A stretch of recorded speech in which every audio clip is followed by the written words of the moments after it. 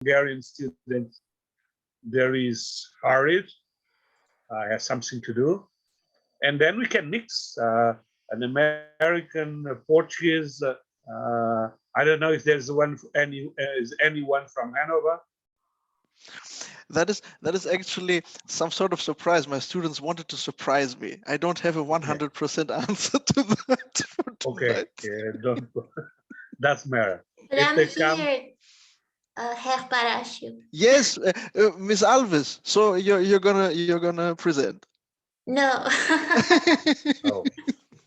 But I'm here. It's good. Okay. It's good to have you here. It's great to have you here. Thank you. These were the kind of surprises my father liked. The opposite thing it was expected. He had lots of sense of humor, and he thought these were the best surprises. Okay, so we'll begin by the Hungarian student. Yes, I would like to thank the opportunity, first of all, for the organizers for letting me share my thesis. I will now attempt to share the screen. I'm not sure, can you see that? Yes. Okay. You are doing.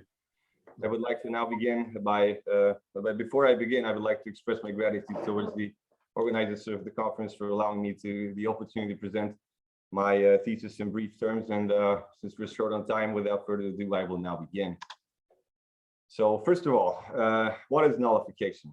It is the notion that the several states are vested with the right to declare any act of the federal government null and void if the state reaches the conclusion that the act under scrutiny is unconstitutional, thus rendering any such act unenforceable within the jurisdiction of the state.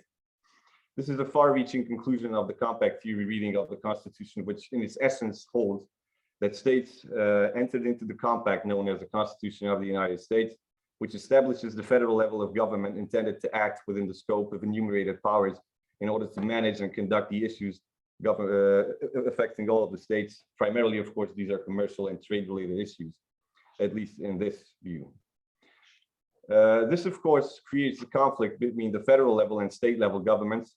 Nullification, strict constructionism, and compact theory intend to solve any such conflicts by tracing the locus of sovereignty not to the American people as a whole, which is largely an invention by Madison, according to the Federalist Papers, but to the several states acting as independent individuals representing their citizenry. The nature of the problem implies that since the locus of sovereignty are the several states, conflicts should inherently be able to be solved by prioritizing the interests of the individual states. And it is thus understandable that nullification holds that the final power of adjudicating the constitutionality of federal acts is vested with the states, given that the federal courts are not part of their sovereignty, making them inadequate actors in protecting the rights of states. The 10th Amendment is most often cited as the primary textual basis for nullification, which holds that power is not delegated to the United States by the Constitution, nor prohibited by the states, are reserved to the states, respectively, or to the people. Strict construction thus means that powers not expressly given to the federal level are reserved to the states themselves. Moving forward. Given the scarcity of time, for the purposes of this brief summary, I would like to emphasize the early theoretical foundations of nullification by Thomas Jefferson and James Madison, but it will be necessary to mention John C. Calhoun in South Carolina as well, but I'm going to get back to that later on. One of the identity-shaping theoretical conflicts underlying the first party system was the very thing I mentioned before, namely, how shall the Constitution be interpreted when it comes to the relative independence of the states and what powers the federal government possesses? What could be described as the first meaningful party conflict of the young republic was the crisis emerging from the Alien and Sedition Acts of 1798.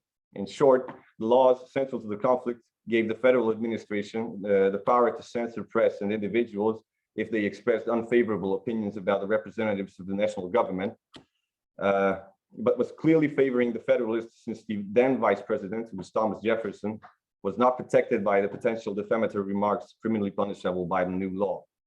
Jefferson and Madison had to act in secrecy in organizing the opposition since they themselves could be subject to criminal investigation under the new laws, and the dangers were elevated by the fact that John Adams was very much suspicious towards his vice president. There's no time to scrutinize what Madison wrote in the Virginia resolutions, But Madison was quite eclectic in his standpoint surrounding the rights of states, but was probably more diplomatic in his words since he never employed the term nullification, but used the term interposition instead, which in concise terms meant that the states were free to coordinate their actions if they found an act to be unconstitutional and were free to express their will to Congress by petitioning it, requesting the federal legislature to repeal the act in question. Jefferson, on the other hand, was more vocal about nullification. The original draft later adopted by the Kentucky legislature considered nullification to be a natural right of states to protect their own interests against federal overreach, and considered this power to be crucial in upholding lawful order since it compensated for an untamed federal government. The draft text originally intended by Jefferson for the North Carolina legislature was not adopted in its original form by Kentucky, and John Breckinridge edited and modified the text in several points, but nonetheless preserved the essence of what Thomas Jefferson had written. I would like to focus on the draft text for now, since that gives a more coherent view on nullification. Jefferson distinguishes casus foederis from casus non foederis, which meant that if either the federal level abused powers rightfully delegated to it by the Constitution of the United States, or acted in matters considered to be casus non foederis, the states then had the right to restore order by intervening and declaring the act null and void, unenforceable within their jurisdiction as well. This essentially meant that not the federal courts were vested with the right to exclusively declare an act to be unconstitutional, but the states themselves as well. I should also mention that the theory was never upheld by any of the federal courts, let alone the Supreme Court, but compact theory and nullification remained a key political stressing point of the antebellum period regardless. And as I have already mentioned before, just as a glimpse, Calhoun's name is ought to be cited at this point, since he was probably the most prominent post-Jeffersonian. And during the nullification crisis of 1832-33 was key in defending nullification, even going as far as aiding his home state, South Carolina, to adopt an ordinance of nullification, and this almost resulted in the federal military intervention by the Jackson administration in South Carolina, later only eased by the lowering of tariffs of 1828 and 32, otherwise also known as the tariffs of abominations. South Carolina's role in the Southern legal tradition and theory is vital. Calhoun in this fashion was both actor and representative, as the compact theory thrived in his home state, and I do not consider it a mere coincidence that South Carolina was the first state to adopt an ordinance of secession in December of 1860, as the prelude to the Civil War was beginning to take shape. And as for concluding my brief presentation, nullification as a strict dogmatic construction had been laid to rest following the developments of the Civil War, but that does not mean that instruments akin to it have not occasionally came up as recently even as 2010. This is an excerpt from a New York Times article I read about a then potential amendment that would have empowered 2/3 of the states to be able to repeal unconstitutional laws, but that proposition did not live to see the light of the floor of the Congress. And with that, I would like to conclude my presentation. And again, thank you for your attention. If you have any questions, feel free to ask. Thank you very much. It was very interesting indeed. Are there any questions? Would it be possible to scroll through the few slides that are there to see what was present on those real quick? Which slide are you getting at? The ones with, I guess, Jefferson and Madison on them. These were the two very ones. This one and this one. But we are just seeing one. No, it's okay. I think I scrolled through that maybe later a bit. Maybe it might, the technology might not be working because it's not showing on my side. Yeah, indeed. Well, I did indeed click through that, but there may be a mishap on this side. I'm sorry about that, but we can upload that onto the chat if you need that. So okay, we'll be happy to. It's a good idea. So what are your thoughts on jury nullification, your personal beliefs? We here, you know, in the United States, we're very, I don't know if I'd say ambivalent, but it's somewhat controversial because jurors have the power to nullify and say, even though this particular defendant committed this crime, we are choosing not to find guilt and we will find him not guilty. And however, it's discouraged by the courts because the judges will refuse to let jurors know about that power. So we are not allowed, in most courts, you cannot provide a jury instruction to the jurors to allow them to even know that nullification exists as an option and an exercise of their power. So we're somewhat, I guess the word would be schizophrenic on the power of nullification. Because on the one hand, we acknowledge that it exists, but we kind of keep it a secret. And I'm just kind of curious your thoughts on that. Well, I'm afraid I don't really have any coherent thoughts on that, since that's more in the sphere of criminal procedural law. And this is indeed a constitutional historical instrument. So I know about the existence of that in US criminal procedure, but I can't really comment on that since it's just not within the field of my research.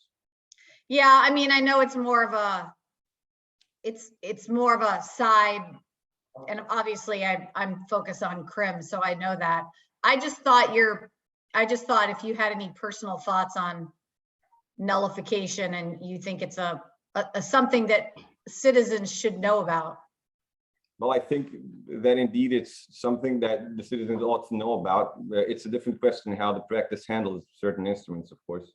But I'm afraid I know very little to actually form a very intelligent opinion on that. Yeah, Zach might have more thoughts on it. Well, I, of course, think if there's a power granted to jurors, then they should at least be aware of it. And I think it might go, I think the consequences would depend by region as much as how much criminals would be, their convictions nullified or not. I could see it being an instrument for criminal justice reform in some regions, where I would say in more liberal regions, and then almost not used at all in more law and order red states, Republican states in the United States. Yeah. So, Well, I really enjoyed your presentation. Thank you very much. Thank you very much indeed. from the point of view of constitutional law, the idea of not knowing that there is a nullification when they are acting against the Constitution is a mistake, because the supremacy of the Constitution implies that everybody knows it and knows if they are against it, there will be a nullification. So not just from the criminal point of view, from the point of view of constitutional law, people should know about that consequence, the way I see it. Mm-hmm. But I also enjoyed very much your presentation. It was a good start for today. Thank you very much. You're welcome. Further questions? So perhaps now an American. Great. Who will begin? Natalie or Zach? Who wants to go? I'll go. I think Natalie's having internet troubles and she appears to be booted off again right now. So Okay. I'll be happy to go. You should be able to screen share. I'll let you know if it doesn't flip to the. Okay, I'm sharing it right now. Let's see here. Yeah, we are seeing. Can you do it on slideshow and see if it works? Yeah, I was trying to click on that. See if that comes up. And then did that change a slide? Yes, it did. Yeah. It did. Great. Okay, Great. here we go. Let me get this out of the way. So the title of my paper is Religious Dissent, Disestablishment, and Definition, Worldview Naturalism as a Constitutionally Protected Religion. It's essentially two arguments I make in my paper, and this all concerns the United States Constitution's First Amendment protection for religion. The paper advocates for, let me minimize this, worldview naturalism, which is defined as a comprehensive worldview based on scientific empirical understanding of reality, which offers a positive, rational, and fulfilling alternative to faith-based religions and non-empirical worldviews, and that it qualifies as a constitutionally protected religion. And the paper also encourages and provides a how-to plan for worldview naturalists to organize and claim their rightful position, equal civil rights, and permitted accommodations. The Supreme Court grants traditional religions that are based on a supernatural worldview. You might be wondering why I'm writing this paper, and it's multifaceted. Under the current Roberts Court, from 2005 to present, the Supreme Court has revolutionized its First Amendment religion jurisprudence.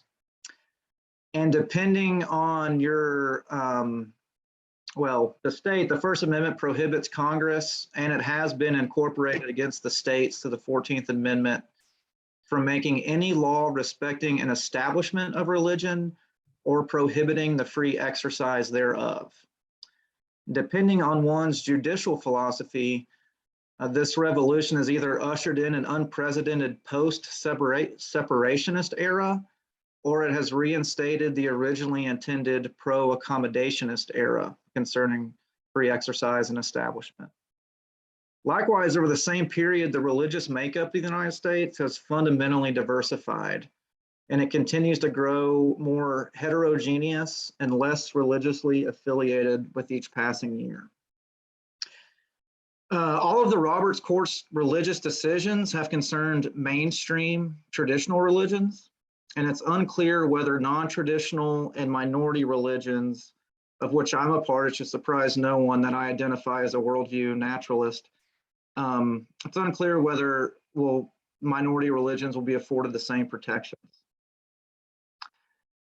So religious trends in the United States, and these correlate to why the Supreme Court is now supermajority politically conservative.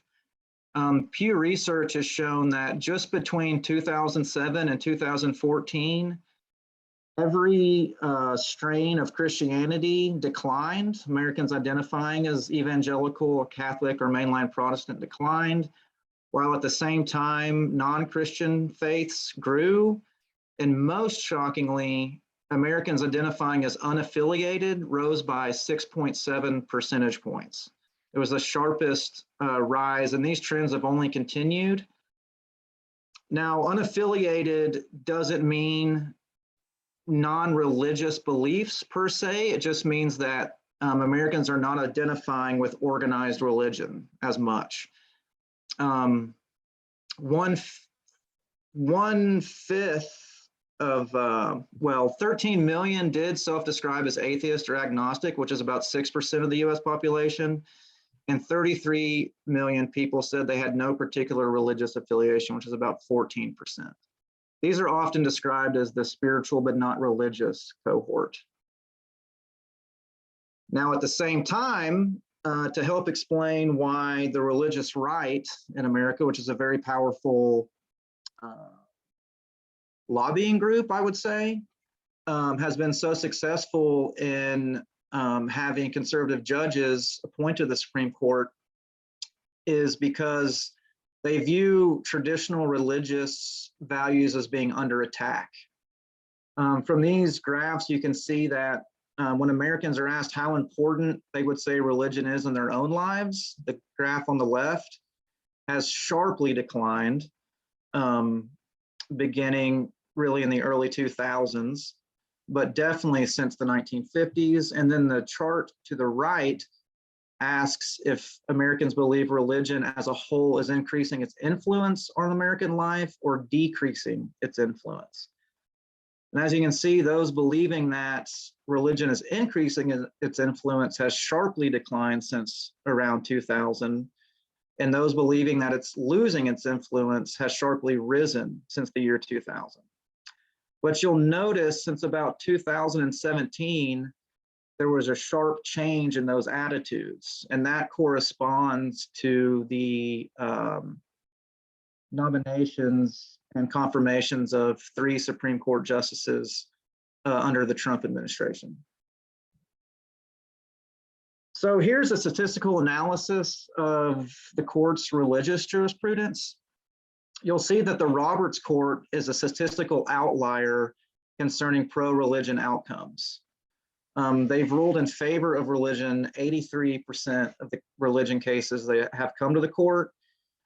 And notably, for example, the Rehnquist Court was a 30-year tenure. And you can see that they ruled in favor of religion 58% of the time, and most of those were for minority religions. Is someone asking a question? Okay. Most of those were for minority religions. And however, Roberts Court had most, if not all of their cases have been for mainstream traditional religions. And the Rehnquist Court has was a 30-year tenure, like I said, and the percentage of the cases that dealt with the religion question was 1.66%, whereas the Roberts Court is, 17 years in, and they've already matched that percentage. And just this last term, they reviewed 2 religious cases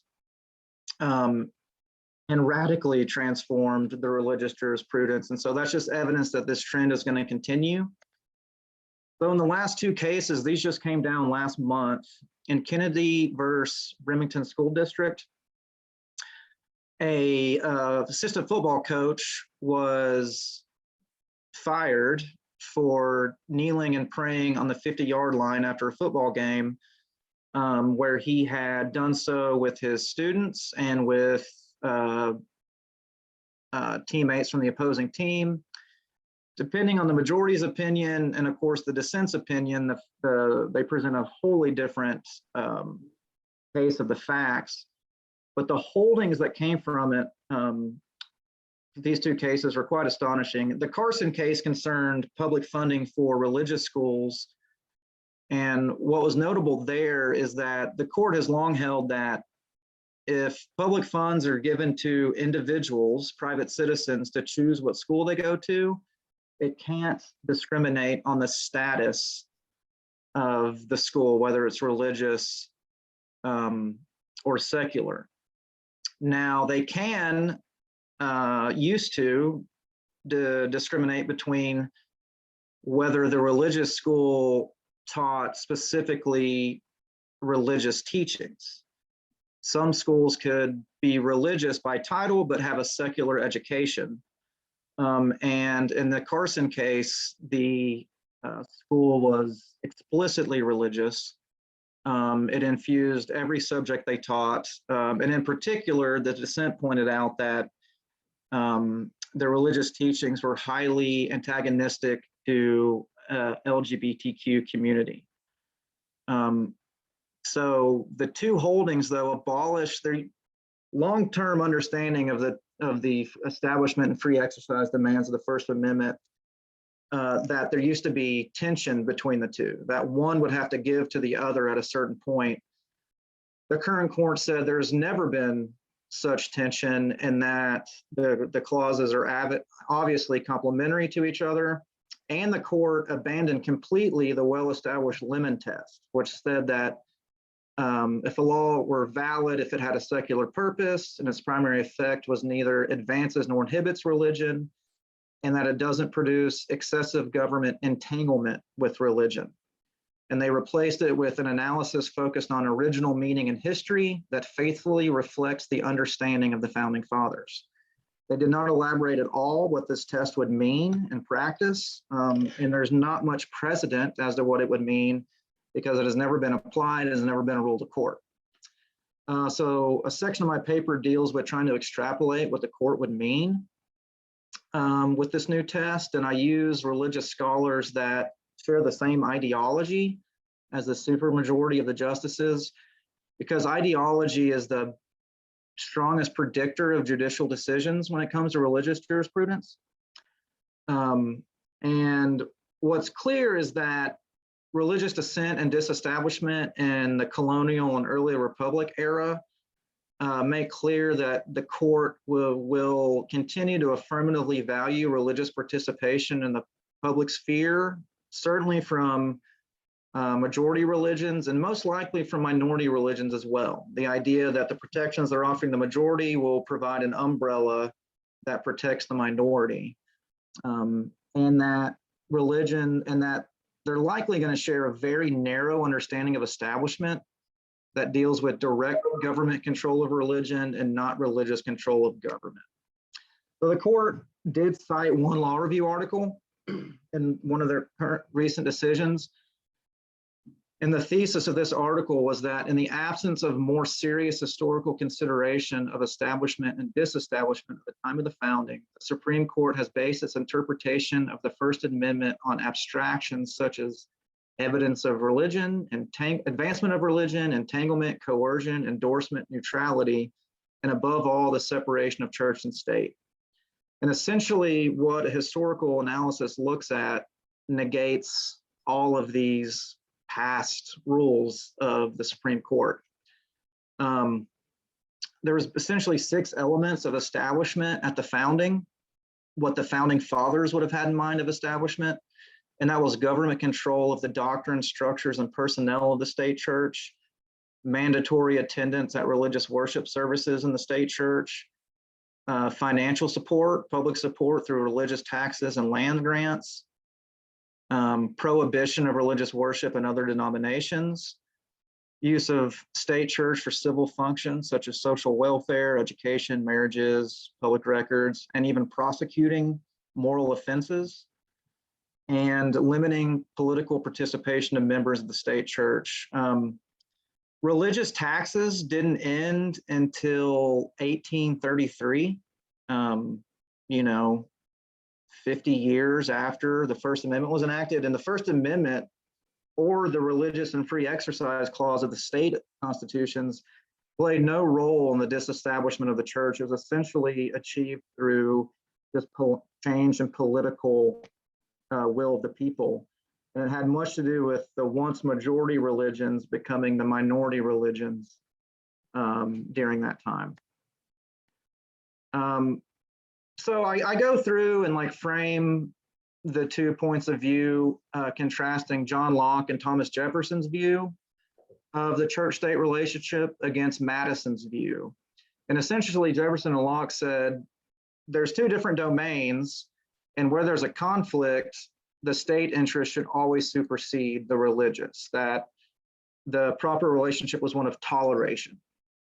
Madison, on the other hand, who more accurately reflected the will of the people in an historical analysis, agreed that there was 2 separate domains of authority, but he believed religious authority superseded state authority, that was the primary natural right that pre-existed the state, and where possible, the state should accommodate religious practice.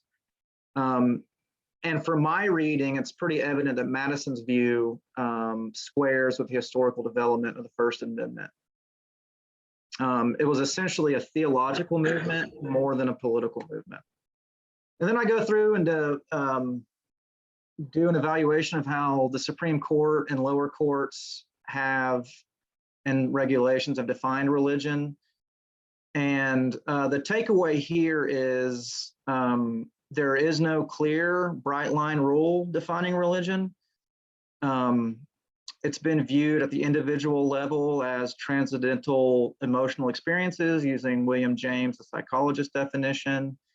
The most influential definition is theologian Paul Tillich, who defines religion as one's ultimate concern in life. And however, the lower courts have done a much more concrete job of defining religion. Third Circuit has used Emil Durkheim's definition, social and behavioral definition, focusing on rituals and social cohesion and group identity.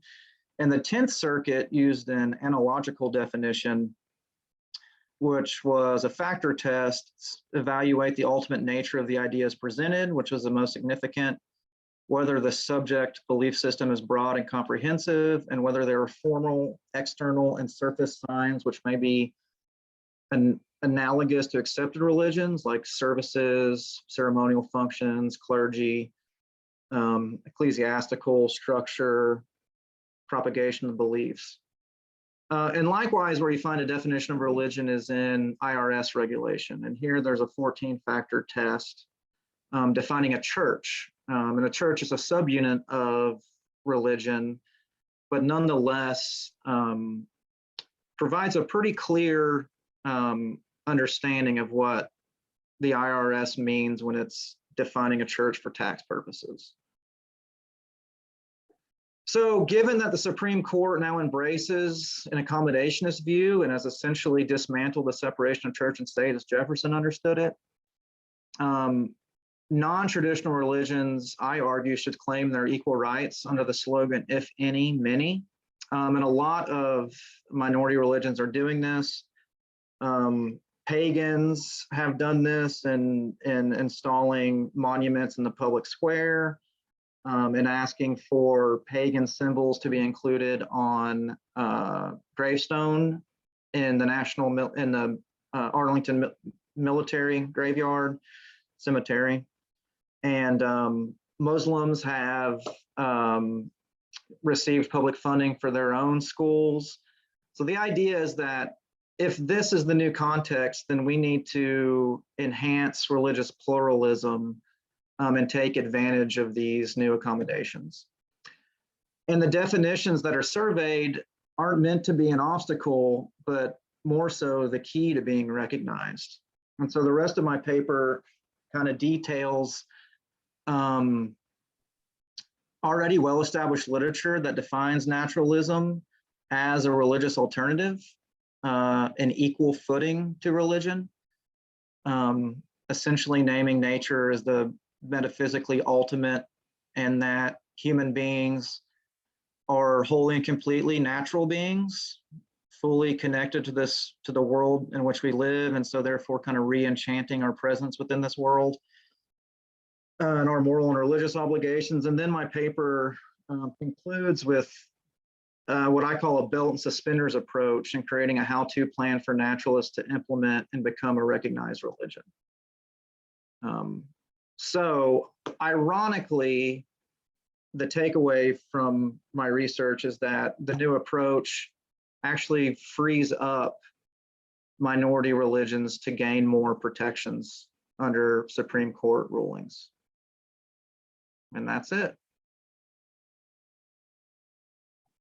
Thank you very much. It was really interesting. Questions? How do you know that it's going to free up Supreme Court or free up other religions if that's not been tested yet?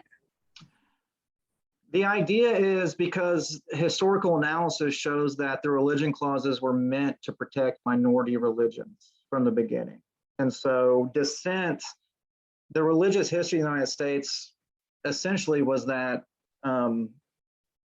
the myth is that we were founded on this notion of religious freedom, but essentially we were founded by religious dissenters. And when they got here, they persecuted everyone else but themselves. And over time, atheists weren't allowed to be citizens, Catholics especially were persecuted, the Jewish community was persecuted. But over time, it became true that these religious minorities were protected, essentially at the drafting of the state constitutions and the federal constitution. And it is untested in under the Roberts Court, but the legal scholar that they cited explicitly says that religious minorities need to be protected. So it is a gamble, but much of what the other minority religions are doing, it's a little less sincere than this. They're almost doing it as an act of civil disobedience. Like there's the Church of Satanism, and I survey this in the paper, that whenever a religious ruling comes that grants more accommodations, they immediately try to take advantage of the accommodation to force a legal question in the courts to whether they're going to be protected or not. And none of those have come to a conclusion yet, though. Well, this is a very interesting issue. And for us, in a distance we are, and with a different view, the first thing that is strange is that you discuss what was the opinion of the founding fathers. In our constitutions, that's no argument. We don't discuss whatever did the founding fathers of the constitution thought about that or other thing. It can be an element of historical context, but we are interpreting in an actual way to apply it in a situation of today. So the important thing is not to know what the party that or that vote for that disposition of the constitution fought at the time. That's almost irrelevant. The important thing is to know now what is the meaning of that sentence in nowadays point of view. This is a question that has to do with different views of the constitution and constitutionality, and of course that we could debate all over this kind of things. But it's also interesting the construction you do using this traditional point of view in order to construct the idea that non-traditional religion should be considered like a new religion. And for that, I agree with you. But at the same time, wanting to go a little bit further and consider that non-religions should be considered as religions. And that's a step, in my view, too far ahead. If it happened in Europe, where we have also separation between power and church and freedom of cult and so on, we should define some criteria like you have in the IAS, criteria to define what is a church, what is a religion from the point of view of the Constitution. But that would not mean that those who are not considered religions had a different position or less protection, because all the other ideas that are not religious but political or scientists based on science should have the protection of the right of thinking, liberty of expression, right of association, and this kind of thing. So it seems to me that an argument there is too American then can be turned on in something that changes completely the idea of a religious thought. But it's something that I'm commenting from an outside perspective, from an European perspective. And if I look to the situation in Portugal, we have recognized as legal religions hundreds of thoughts that have a construction with some criteria that were previewed of a religion. And all the other ones are protected under the liberty of thought, liberty of expression, and the other liberties. And we don't consider them necessarily as a religion if they don't have that idea, religious idea. Like, for instance, you are talking about the naturalism. It seems to me that naturalism is science-made religion, and that's not religion, nor science, and that can be a problem, even for the credo, for those who believe, but not for religion's matter, but for a scientific matter in naturalism and other things. So the problem of looking at the founding fathers make us in the traditional way to focus just in a few rare, almost rare religions, a few number of them, But the idea of opening to non-religious thoughts can be the opposite and can mean the disappearance, the end of the idea of religion. So there's a kind of contradiction from my point of view in that position that you expressed very well, of course. Yeah, and just in response to that, the court has held numerous times that it is religion that has a special protection and not secular ideas or scientific ideas. And that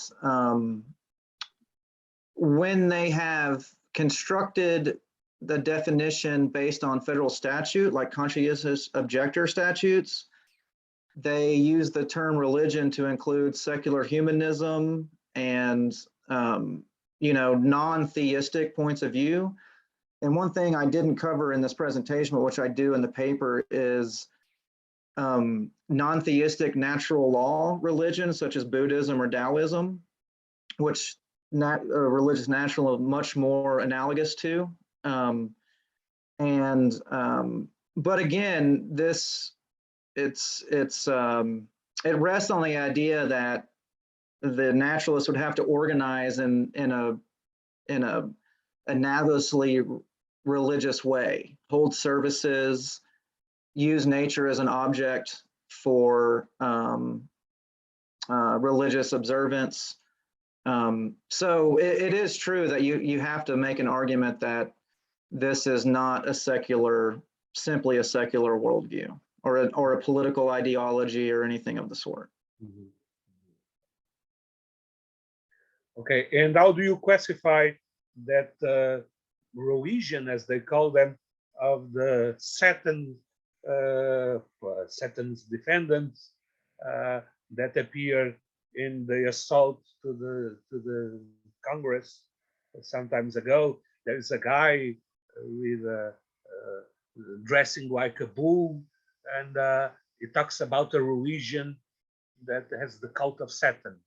Do you think it could be considered as a real religion on that point of view? Oh, yes. I mean, the court has held that atheism is a religious point of view, and that Satanism is a religious point of view, and that paganism is a religious point of view. The question becomes, so that deals with free exercise and freedom of thought and expression and all that. Yeah. But with establishment, freedom of thought, it is. Freedom of religion, I'm not so sure. Well, that's the idea, is that religion, freedom of religion requires someone to practice their belief, to put it into an affirmative conduct. And so the Church of Satan, which is really interesting to look at what they're doing in the United States, is putting that to a test. And it's yet to be clear. The court does have a sincerity requirement that the person claiming an accommodation or claiming protection has to have a sincere belief in what they're professing. And that's kind of a threshold issue. Thank you very much. Yeah. But there is something where we can continue the discussion, because this has to do with ideas of society and constitution.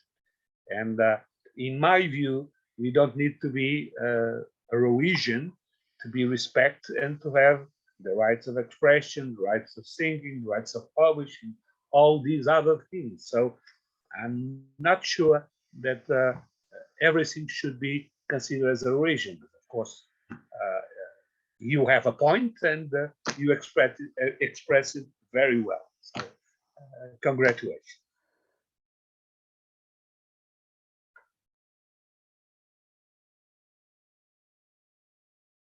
Any more questions? So perhaps now we could have one of the Portuguese students, Manuel or Carla. Which will be the first? Ladies first. think Manuel can go first. I don't Manuel know. can go first, yeah. It's a way you said it. So. We don't violate education rules. Manuel, go ahead. Yeah, I can go. Let me just share.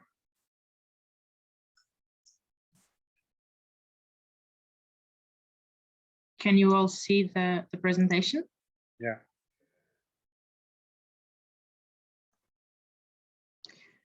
So, hi everyone. It is a pleasure to have the opportunity to share this paper with all of you today. And for that opportunity, I'd like to thank Professors Vasco Pereira da Silva, Professor Melanie, and Professor Dimitri.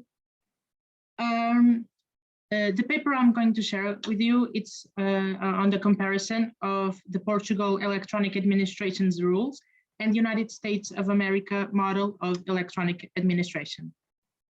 To begin, I'd like to try to define what is electronic administration.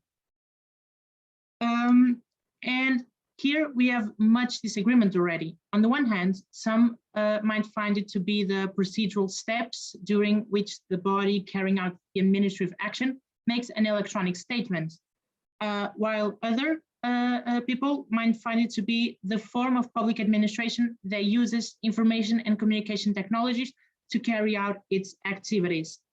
The United States law on electronic government defines what it means by e-government, and it is the second definition that wins the debate in America.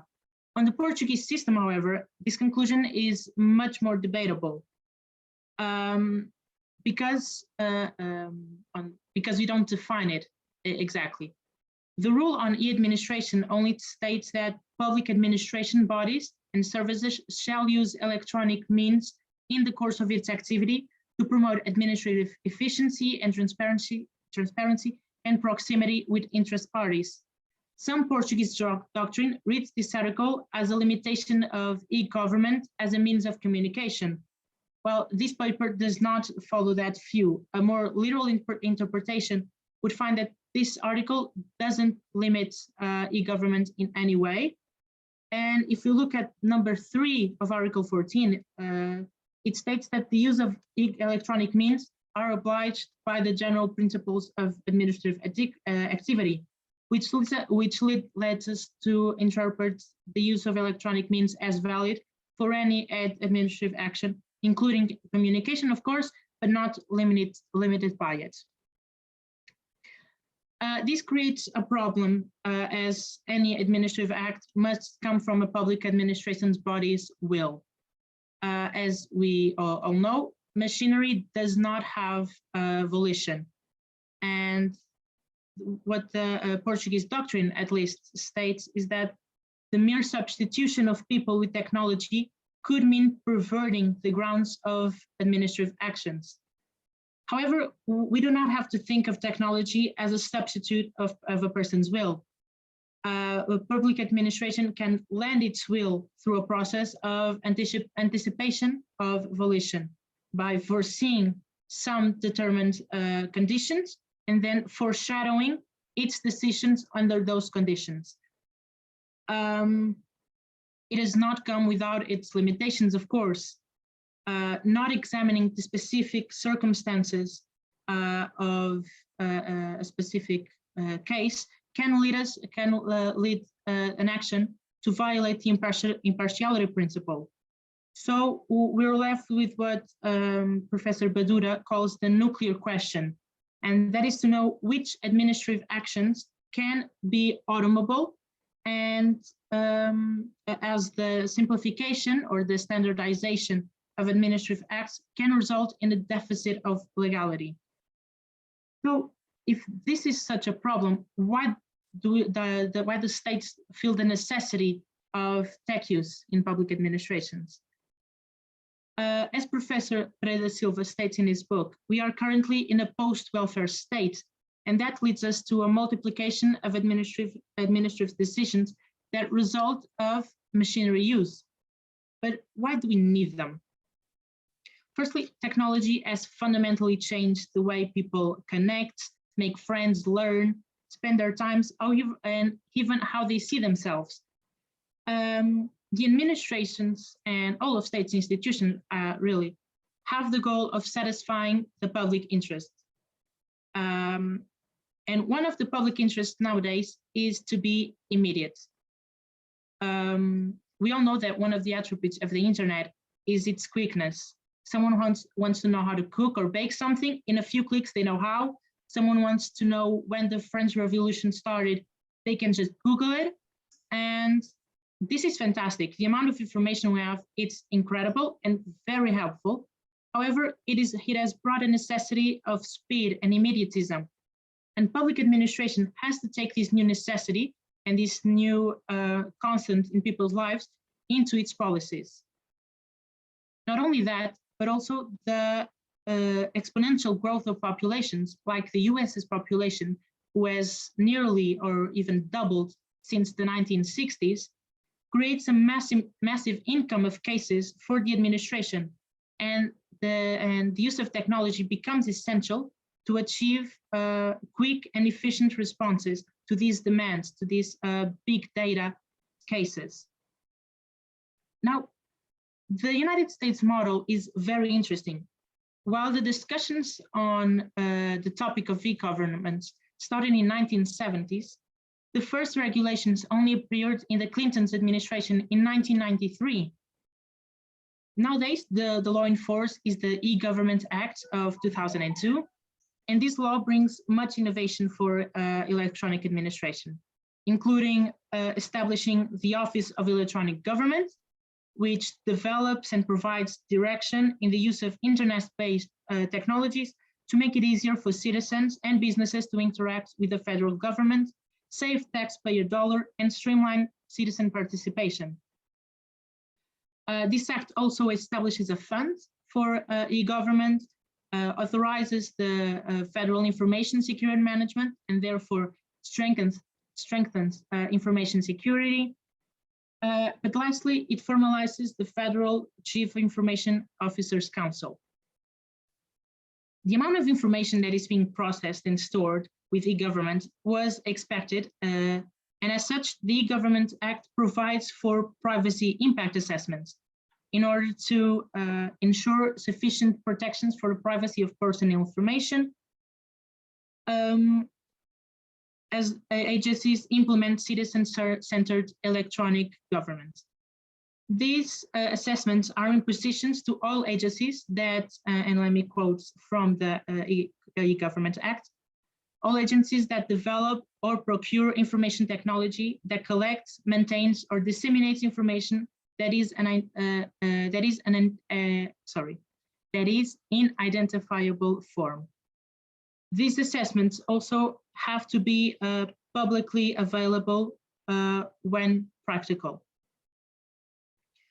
This act also provides what should be addressed in these assessments. Topics like what information is collected, why is it being collected, how is the information secured, are things that these assessments must look for. On the other hand, Portugal's system provides e-government in the Administrative Procedure Code. This new code of only 2015 recognized for the first time the extreme and growing relevance of regulating automated behaviors. As we can see, Portugal's solution came quite later than the US's, over 20 years later, in fact. And one of the main arguments that is used against electronic administration is that it creates a gap between those digitally aware and those digitally excluded.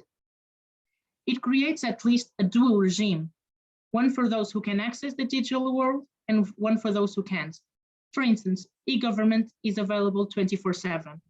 But if someone wants to deal with an issue in person, they're limited to the working hours of the services. We can see that this doesn't respect the equality principle and benefits, for example, in deadlines, those who are digitally included. As such, the Portuguese system is not unempathetic to this issue. And in Article 14, it imposes the responsibility of providing the electronic means of connecting with the administration onto the administration itself. in Article 61 of this code, the interested parties have the right to obtain the instruments necessary to communicate electronically with the administration services. However, these were not the only novelties that this code brought. Presenting an application, for example, now can be done electronically too.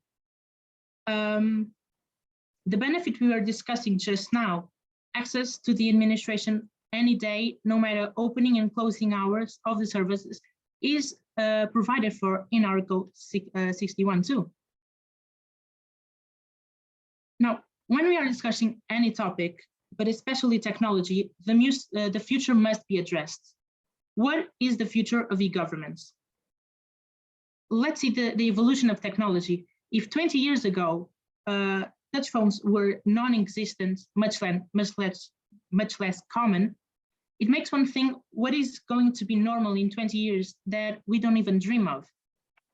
One thing that we can predict and prepare for is the growing importance of internet connection between people. And not just in a social media kind of way. The metaverse, for example, as the Meta Corporation proposes, is one of the examples of non-social media connecting people through the internet. A new concept by a book written by Balaji Srivikansan is that countries can be founded on the internet. He calls them a network state. The idea that a country does not need a physical expression to exist as a state, as an independent state, is at least innovative, but maybe soon can be a reality that administrations will have to deal with. Discussing this technology, innovation, and futuristic achievements reminds me of a quote of a book I'm reading, actually. And it's written there if you want to read, but I'll also say it. As we enter the unscripted future, the world community of the 21st century can learn from the study of the 19th century Europe. In the 19th century, long-term contradictions in political thinking created vulnerabilities, an ethical and cultural deficit in European society. That, in conjunction with other more immediate factors, led to World War I. The contradictions to which we refer have their roots in a vision of progress in which interpersonal relationships and a sense of shared well-being are thought to be less important than innovation, competition, the mobilization of power, and concepts of national destiny. These post-welfare state we're in can lead us to very concerning problems. Can societies really keep up this pace of innovation? For instance, countries are now discussing and beginning to implement 5G technologies. Meanwhile, tests are being made for 7G technologies. The very example of metaverse, for example, while people are beginning to accept and understand and even trust the idea of internet communities, there are those who are developing the idea that people interactions may be mainly done online, that social, economic, shopping, or watching a show will be most of people's lives online and less in person as we have right now. Let us accept for a moment the idea of the metaverse. Online life would be our main source of relating to others. Computers can store information indefinitely. What happens, for example, to convicted people? Will there be a way for other users, other avatars, as people will be in metaverse, to have access and to know their criminal records? For example, the US has a punitive criminal system. There isn't an idea of redemption underlying the criminal system, I believe.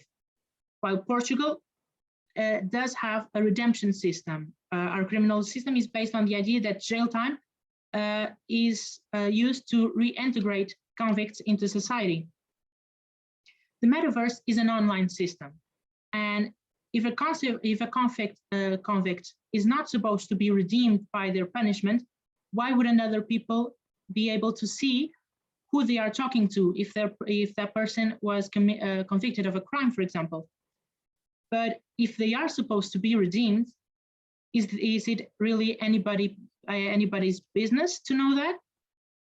Does the administration have an obligation to let people know if the person if the citizens are talking with a convicted person or not? And as computers can have access to this information indefinitely, it becomes a problem that the administrations will have to deal with in the near future. Now, we will be concluding, but we haven't even mentioned topics like artificial intelligence, transhumanism, quantum computers, Internet of Things, blockchains, for example. And the legal world faces a problem. We must understand these issues profoundly to be able to regulate them. While computers and the internet is fairly easy to understand and regulate, artificial intelligence isn't, because we leave the area of mere instruments of a person's actions to own self-sustaining objects and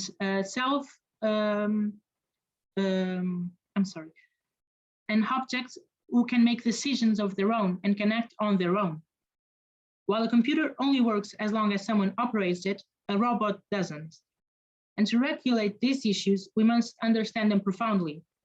Especially now, we need people versed in several areas of knowledge and more cooperation between these areas. The book I was telling you about earlier starts with by saying that we are at the point of inflection, and we truly are. What we decide now will affect condition and determine what will happen to the next decades. And the legal world must ask itself if we are ready to regulate these issues, and if we can know enough, if we do know enough. Thank you. Thank you. Questions? Melanie, you are the girl from digitalization. It's up to you. No, I found it fascinating because how are we going to control the multiverse?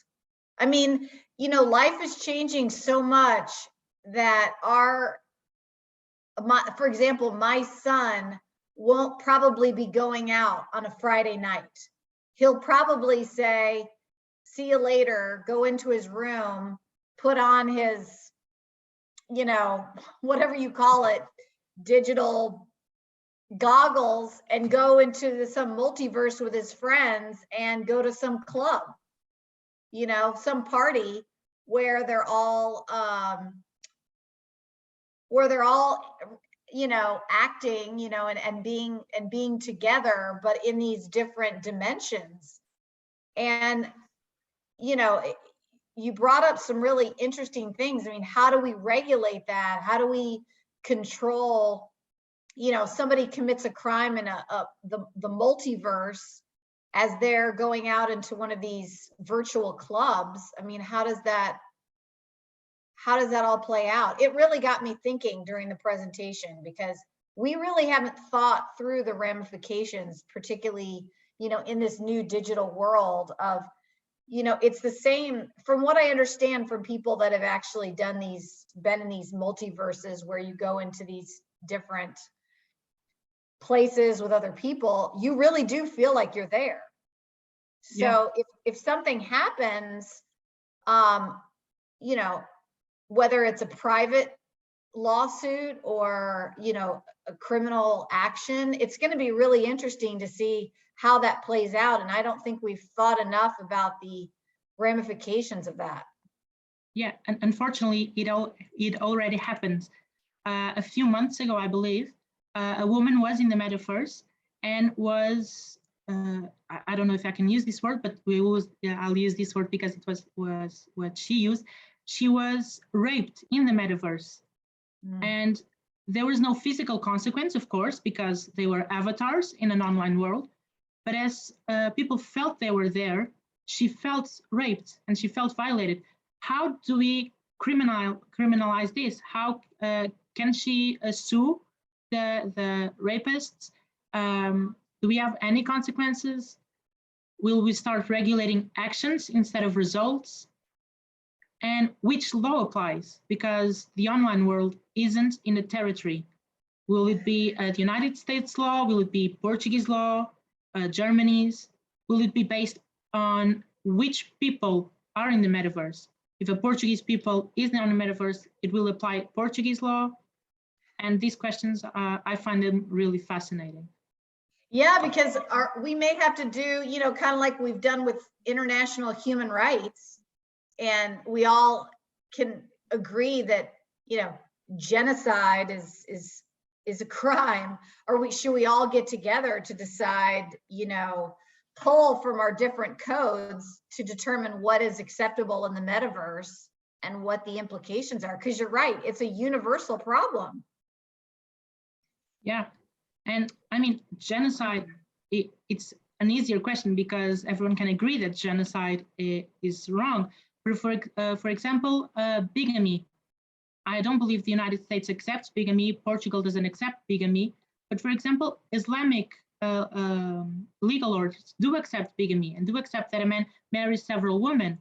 Will the metaverse accept the Western idea of marriage or not? How will we regulate this? Geez, what do you think? What do you think we should do? Have a metaverse police, a metaverse code? Yeah, I don't know. That's it's really fascinating, but it is really in the beginning. And the amazing idea is that even if we regulate them now, what will happen in 5 years? 5 years ago, we didn't have the idea of a 5G technology of the metaverse. How will the metaverse develop in 5 years? And if we regulate them now, will it still be valid and would still be enforced and would still be useful in 5 years? Yeah. I only have questions, unfortunately. Just ask Paris Hilton. She wants to control the metaverse and create these worlds. And I'm sure we're all going to have to get together to create some sort of regulation. But as we've seen with digital law, we're very slow to that. And the EU is actually a lot faster than the US is. So I'm sure you all will be able to kind of lead the charge again, because US seems to lag behind in this. Yeah. Yeah. Thank you. I agree with the idea that something that happened in the metaverse should stay there. And someone can be punished, go to jail, but in the metaverse. So something that happened in metaverse should stay there. Another thing which is different is from the point of view of public administration that Manuel quoted. And the idea that we had in Portugal when the first procedure code appeared in the 90s was that we need no specific regulations. So there were not specific regulations, and we applied the normal administrative regulations. In 2015, they changed a little bit the idea. Let me say that in the 90s, the only persons who criticized the approach of the code was Professor Marcelo Rebelo de Sousa, that is now the President of the Republic, and myself, that have written about it and criticizing the regulator. But now in 2015, they say, well, we have to regulate, and they created a rule and some more. But at the same time, they did not regulate enough, because there is no procedure specific for digital actions. There is no procedure, no process, no control, no mean against the bad use of digitalization by the public administration, and so on. So if now they already done something, that's not enough, and we need to create specific rules for administrative procedure that are made in a pure digital way, as we have to find new ways of controlling the everything that is produced by a machine, to control the algorithms, to control everything that is produced in a digital way. That's my point of view, but of course, it's very difficult to do it, but we should.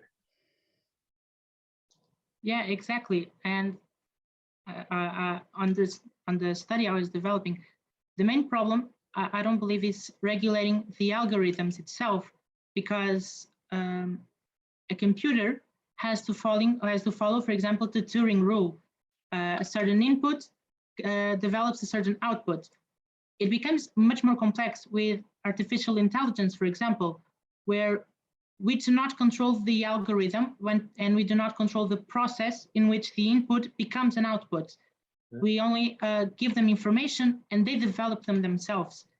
And I believe that this is the main issue the legal world will have to face, is how to regulate something that it isn't in human control. Yeah, indeed. It's a new and bigger challenge than the other one, indeed. But we need to find the way, and if we look at it, an algorithm is a regulation, and as any legal regulation, it can be checked by a court to see if it is or not against the law. So for this, the normal regulations can do some work. For more than this, how do we control?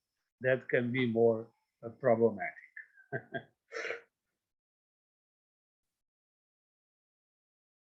Okay. Thank you.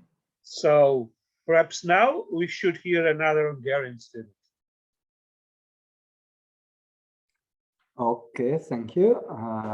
Then I give the floor to Balint Szamosúlyvári, and after that I share the screen.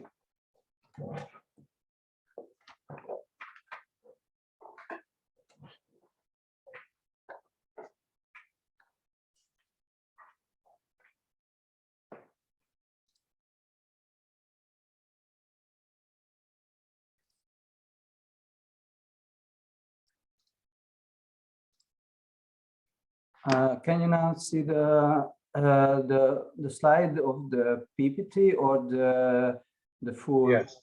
I mean, Not the slide, not the slideshow. not the one. slideshow. Not the slideshow, Okay. yeah. That's the thing I did wrong. Even the Maybe we could do it in the metaverse. Okay, now. No. Great idea. I can't say I've ever been in the metaverse, but I'm really looking forward to it now. Sounds interesting. Yeah. No, that's the problem that I have now. Okay.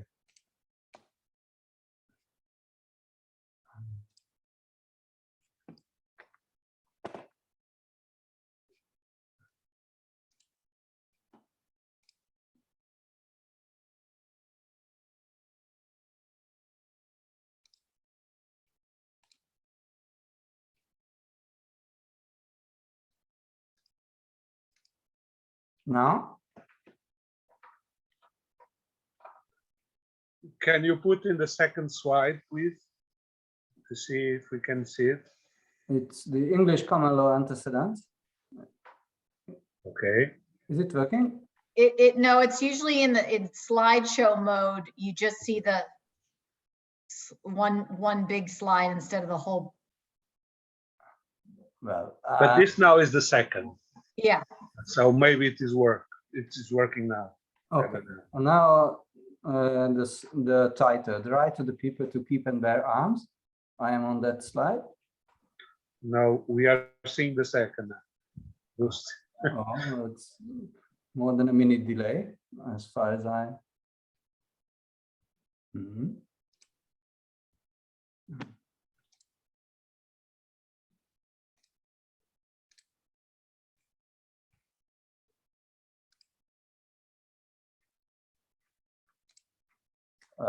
Okay. Okay.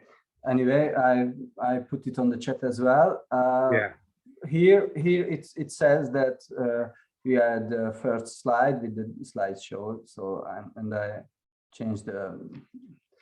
Oh, well, I cannot do more technical here. I'm sorry. Okay, so please. So hello everyone. First of all, I would like to thank the opportunity to the organizers for allowing me to present the favorite chapter of my thesis.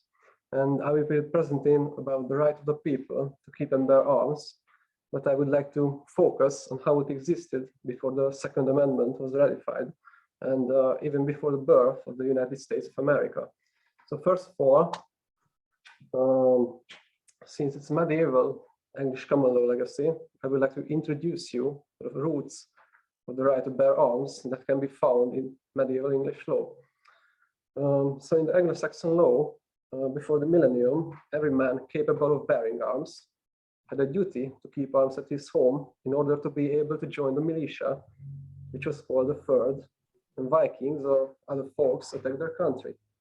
And after the Battle of Hastings, this obligation remained unchanged. And it also appears in Edward II's Exercise of Arms from 1181, which ordered the freemen of the realm to keep arms at home dependent on their wealth. And later it was reinforced by the Statute of Winchester in 1285, but the obligation was no longer restricted to the freemen. It was imposed on all subjects of the realm. So all in all, Englishmen had a duty to bear arms in the medieval era. And now we are traveling about 300 years in the future, the coast of the Atlantic Ocean. So the first settlers arrived in the New World in the late 16th century, and they had to cope with the untamed wilderness, the starvation, and hostile indigenous people and other difficulties. And to their luck, the solution for many of these problems could be found in the common law, which the settlers took with them to the newly found colonies. And just like in England, the defense of the acquired land used to be the responsibility of the local communities, and militias were set up to protect the territory of these colonies. And first, colonial statutes containing provisions for the right to bear arms appeared from 1619 for the first time, as known as imposing the obligation to carry arms in specific places and prohibiting the trade of the weapons with hostile Indian tribes. And the duty to keep arms explicitly appeared in 1632. The first source of colonial law about the duty to carry arms appeared in Virginia in 1619, and ordered settlers to bring their guns to church every Sabbath. And 4 years later, after an Indian attack caused several casualties, the duty to carry arms was expanded to other areas, expressly prohibiting unarmed work outside the boundaries of the colony, and even requiring firearms when traveling abroad. And this bring your gun to church and other carry laws became quite widespread in the colonies. And for example, Connecticut, Massachusetts, Rhode Island, Maryland, Plymouth, and South Carolina all had legislation establishing such an obligation. And so for the duty to keep firearms at home, it explicitly first appeared in a Plymouth statute born in 1632, stating that every man shall have a sufficient supply of muskets or other instruments of war. And these provisions become widespread as well throughout the century. And for example, the Virginia statute made it compulsory for all persons liable to the militia to keep a firearm in their home. And another Virginia statute from 1684 states that it shall be compulsory for all freemen to obtain a sword, a musket, and 2 pounds of gunpowder. And by the 18th century, the obligation to keep firearms were introduced in almost every English colony in America. On the other hand, colonists did not want to allow to bear arms for groups that would threaten the life of the colony, and to preventive measures to prevent the arming of them. And for the first time in 1619, Virginia residents were prohibited from selling firearms and gunpowder to the Indians, and the violators of this norm were punishable by death. And the Connecticut law also allowed the confiscation of firearms of Indians who entered the colony armed, and Massachusetts made it a condition of a permit to bear arms within the colonial boundaries. And as the colonies were getting bigger throughout the century, the right to bear arms, especially the use of firearms, needed to be regulated to prevent accidents and increase public safety. In Maryland, for example, it was forbidden to fire a gun 3 times in a quarter of an hour. And in Virginia, it was forbidden to fire guns at any drink rings, with the exception of weddings. And measures to increase public safety emerged in the 1670s. For example, Massachusetts prohibited the use of firearms in the colony near any house, barn, garden, orchard, highway, or in any town where any person or persons may be killed, injured, or otherwise wounded. So it follows what's been discussed before, that the development of the right to bear arms was most influenced by the protection of the acquired territories in the colonial period. And its main aim was to maintain the technological superiority of colonies over hostile Indian tribes. The right to bear arms, in a narrower sense, was, like in English law, an obligation of men contributing in the militias. And the right to bear arms, therefore, still had a largely collective legal aspect in the colonial period. And in addition, it should be considered rather as a duty than a right, since it explicitly did not appear until the first constitutions of the states. And the main purpose of arming the citizens was to make the militias capable of fighting. And the militia's creation was justified mainly by the fact that colonial societies did not have enough funds to raise a standing army. But on the other hand, since in the early days, the colonies were able to protect themselves against hostile Indians with their privately owned weapons acquired as a civil duty, there were no need for standing armies. And these militias, armed to the teeth, also played an indisputable role in the War of Independence, contributing to the independence of the state. And this is the end of my presentation. And I would like to thank you for your attention, and let me know if you have any questions. Thank you very much. It was very interesting. Questions? I have a question. In your research, did you come across one of the goals of the Second Amendment being to protect citizens from a tyrannical government? That's one of the main arguments we hear from Second Amendment. Its main aim was to protect the states from the oppressive government. It was later. So yeah. What was your question? Sorry. I was just wondering if that argument for the Second Amendment pre-existed its ratification, or if that came later as a defense of gun ownership. Like, was it intended to protect citizens from their own government? Sorry. It was intended to maintain the independence of the states from a oppressive government. That's why it was ratified.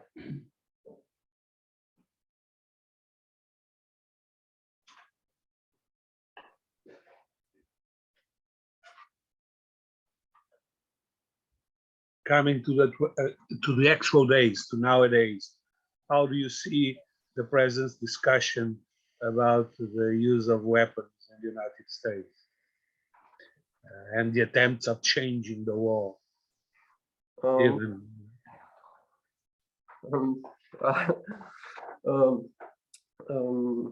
So could you repeat your question?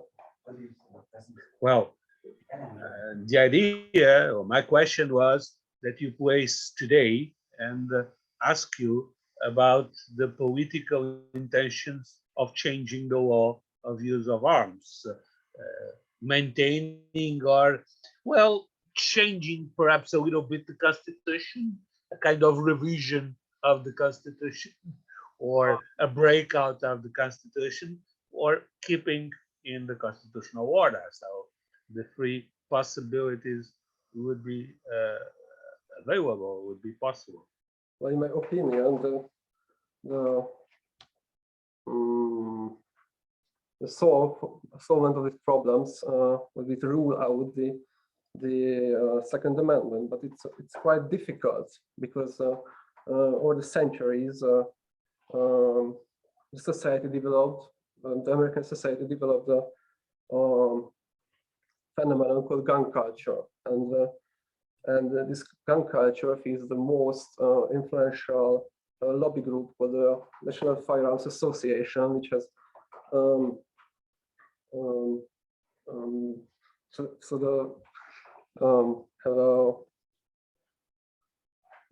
I would say they have power on legislation, and it's almost impossible to rule out, since to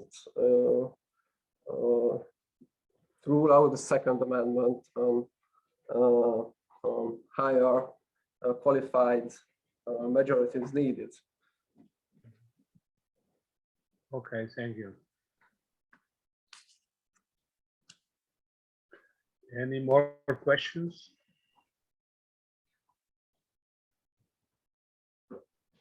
No. So in this case, we'll continue with Natalie, an American now. Hello, everybody. Okay, hello. Let me share my screen here. I lost it.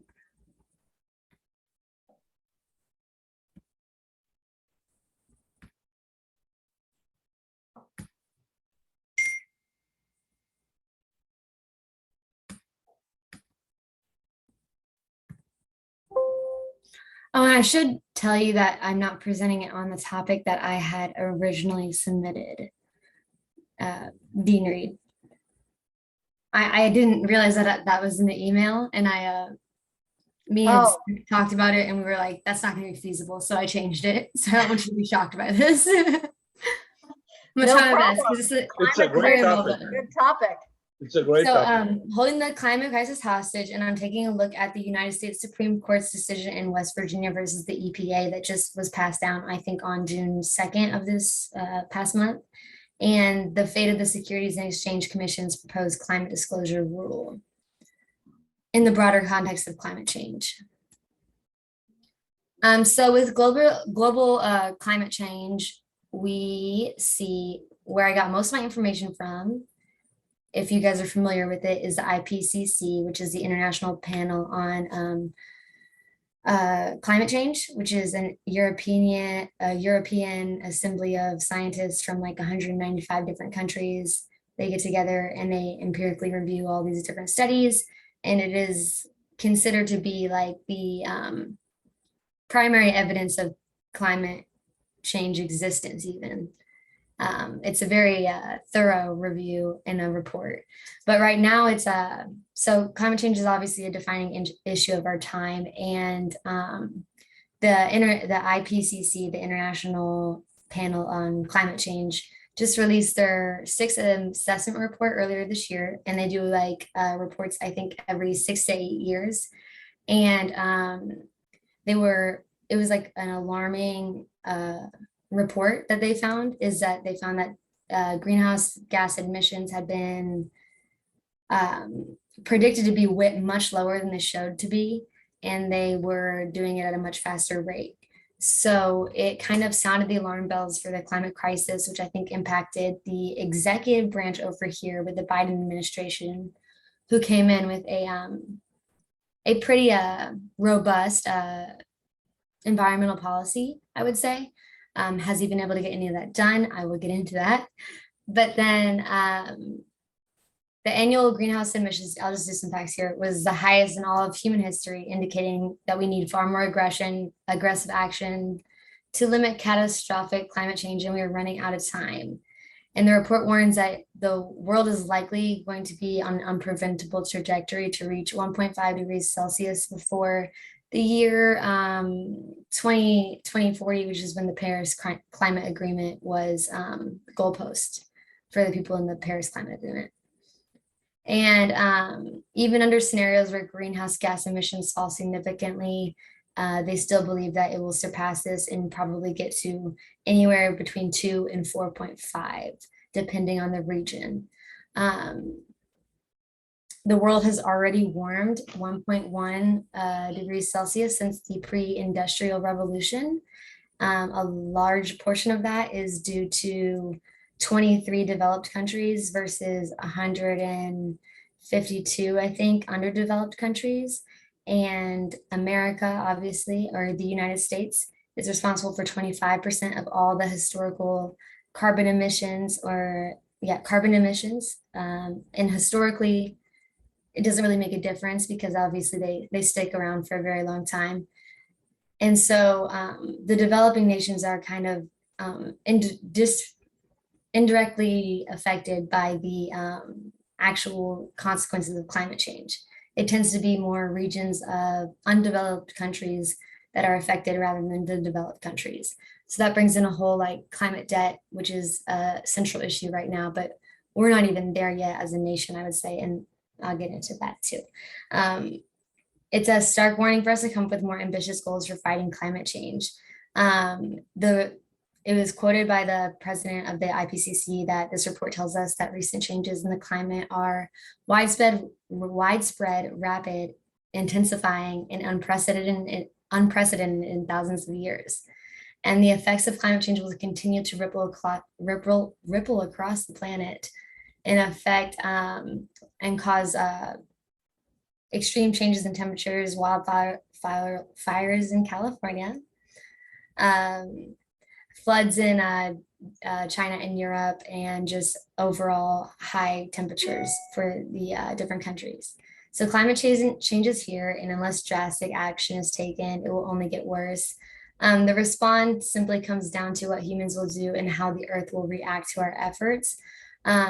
This recent IPCC report, as opposed to the last reports, focused more on a more like a social governance and mitigation, like it took into account like justability and everything.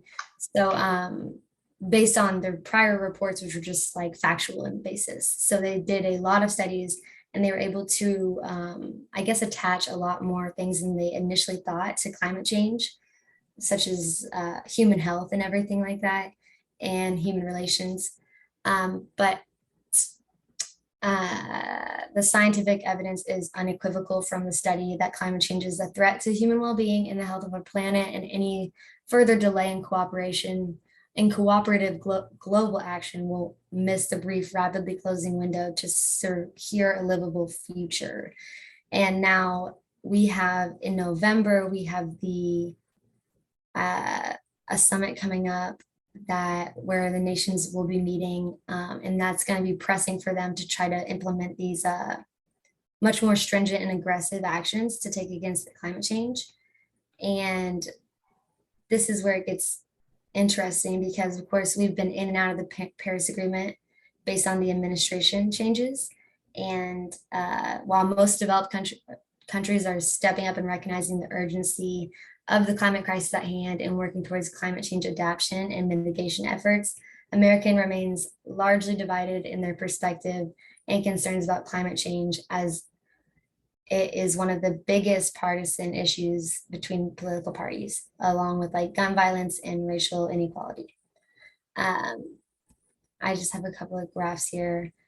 So as we are increasing our percentages of people who believe that climate change is actually a priority in the nation, from 41 to 64 in the span of 2008 to 2020, we also still don't think that dealing with global climate change is as big of an issue.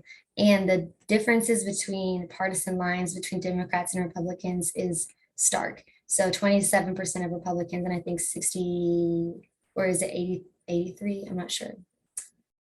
83% of Democrats think that it is a major threat to our country.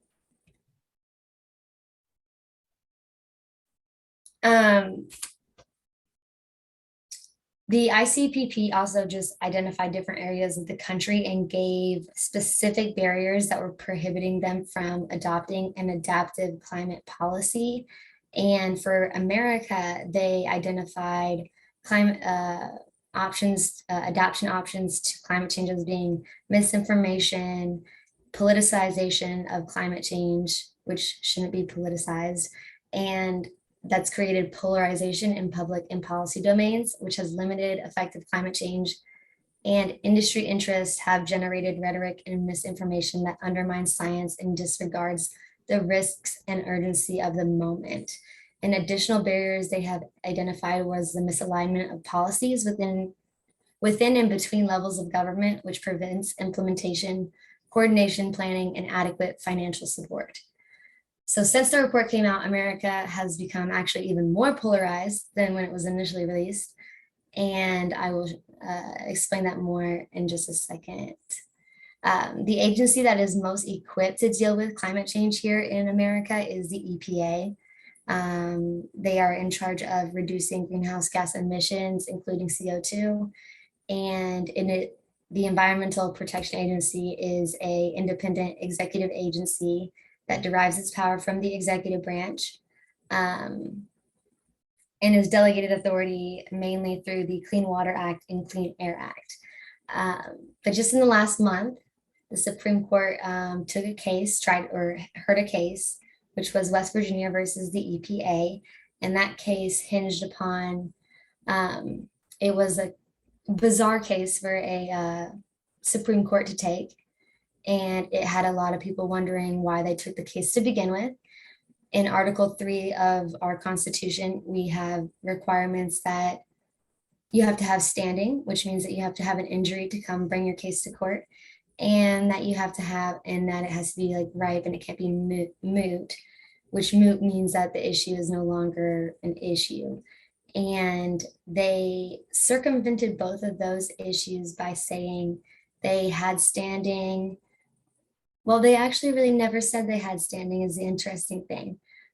So what the background of it was that somebody had sued from 7 years ago when Obama was president. He had enacted a clean power plan that was through the EPA and under the Clean Air Act. And that was in 2015. And then in 2016, before it could ever get implemented, the Supreme Court put a stay on it, pending legal litigation. And then the Trump administration took over, and that is when he enacted the affordable ACE, which was a rule that, I mean, it didn't do much for the environment, and it actually ended up getting struck down by the DC District Court in 2017, which left us with no rules. So there was never any implementation of any rule at all. And that's what they sued upon on this case. So they sued based on injuries that were stemming from a rule that was never, or a regulation that was never enacted. And so they really did not have standing to do it. And I think that it was it's questioning why they would have taken the case in the first place. But I think that the answer is kind of obvious at the same time. And then as well as mootness, they got past that by saying that just because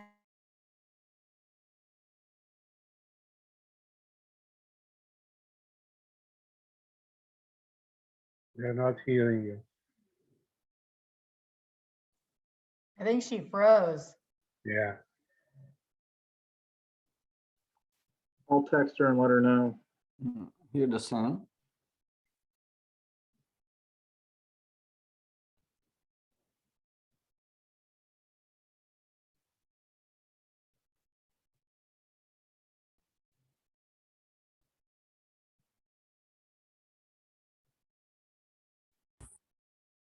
Yeah. Okay, can you hear me now? Yeah, great. I'm sorry about that, you guys. My internet's been so wacky lately. Okay. Anyway, so for the mootness issue, they got over that by saying that they did not believe basically they were insinuating that they didn't trust the EPA to go back and re-implement a rule similar to that. And that was because it curbed the EPA's ability to regulate greenhouse gas emissions. And they said that the Clean Air Act never allowed for the EPA to regulate greenhouse emissions, although there is a case, Massachusetts versus EPA, that explicitly gave them the right to regulate greenhouse gases and specifically CO2 as a greenhouse gas. Now, in a 6-justice majority opinion in the conservative court that we have, same Justice Roberts that Zach was talking about, they held that they basically invalidated the rule, which was already not in implementation, and they said that they used the legal theory of the major questions doctrine to basically say that any kind of regulation coming from an authority that is broad in economical and political instances, like in certain extraordinary circumstances, can be under the oh my gosh, can be under the question, the act, the theory that they tried it under. Oh my gosh.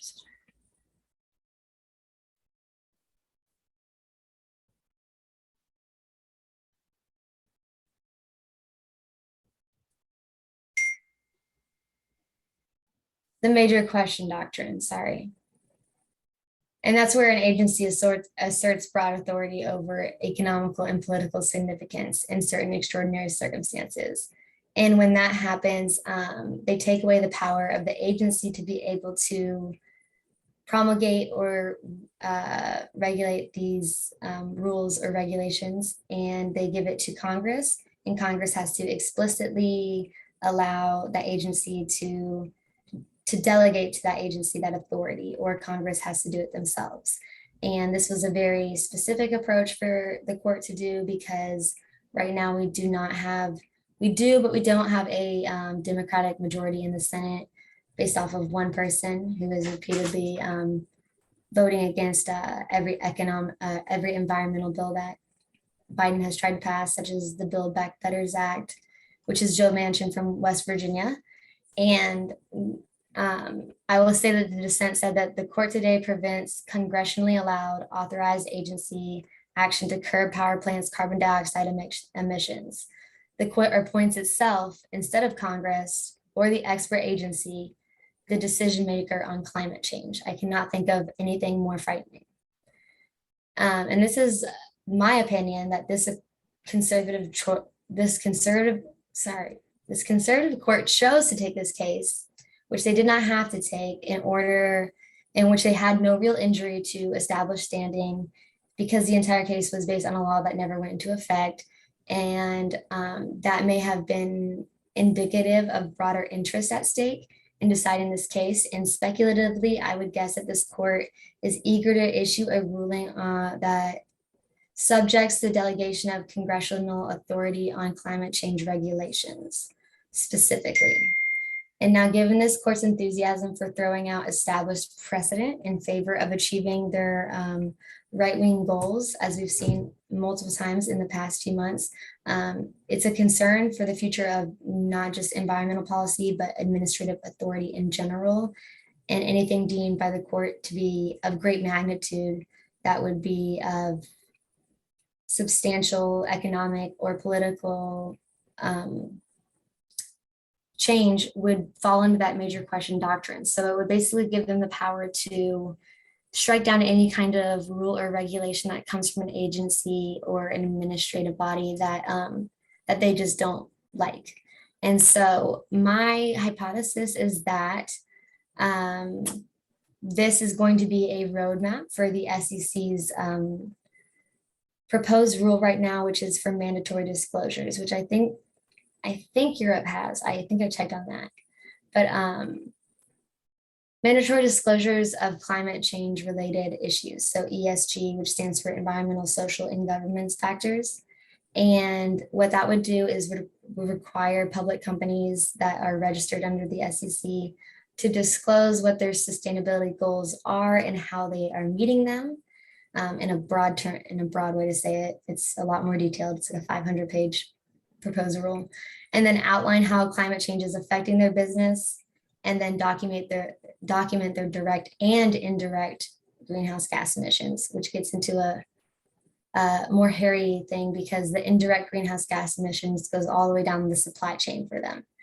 And now, as part of this SEC rule, businesses have to disclose how climate will affect their strategy, outlook, financial statements, and business from the near to long term. And it's an astronomical amount of disclosure and estimates that these firms are required to make. But as the dangers of climate change continue to mount, the pressures of companies to get to a net zero emissions, as under the Paris Climate Agreement that we are now in, and document their progress to investors is increasing. And many companies are trying to do the right thing by voluntarily releasing climate disclosures, but there's no actual regulation over that. So that what happens there is something called greenwashing, which is basically like a misrepresentation of your company's climate plan or climate procedures and like implementation of it. And you represent yourself as like, for example, Whole Foods has been accused of this. They represent themselves as a very green company. So people shop with them because they think it's green, but studies will show that they actually emit a lot more than they are emitting. So the rule would make it mandatory that they don't lie about that kind of stuff. And it would implement measures where they come in and measure it or have a specific strategy for measurements on CO2 emissions and greenhouse gas emissions. I think that the SEC legislation would be a great step in the right direction and bring much needed transparency in an area that climate change could benefit substantially from. With more investors, obviously, investing not in fossil fuels, but investing in renewable and sustainable energy sources, that would grassroots drive a more a generation shifting type approach to combating climate change. And also it has been, investors have been demanding actually from a lot of companies that they disclose these climate related informations. And I know in Europe, they have a climate disclosure panel that has like a bunch of investors that is like worth, I think it was like $14 trillion worth of assets. And they have formed like a coalition on their own to say that we are not going to give money to anybody that doesn't do climate disclosures underneath these provisions. So of course, that's one way you could do it. But according to the ICPP, and I think everybody would agree that we're going to need the government's help. We cannot do it alone. And we also cannot just rely on ourselves. We need to have international cooperation during this time. And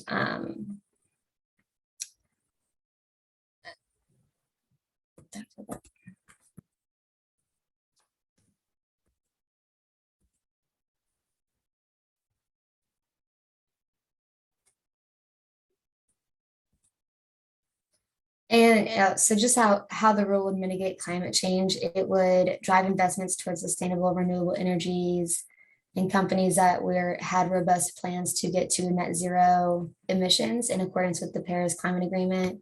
And then it would also promote having directors on the board of directors that have a background in environmental education or environmental type of studies. And that would promote a more environmental friendly initiatives from companies. It would also provide transparency and clarity and avoid people from suffering from greenwashing from companies. It would promote investment away from fossil fuels, more towards a sustainable generation of energy, and it would incentivize companies to do their part and be held accountable for the emissions that they release.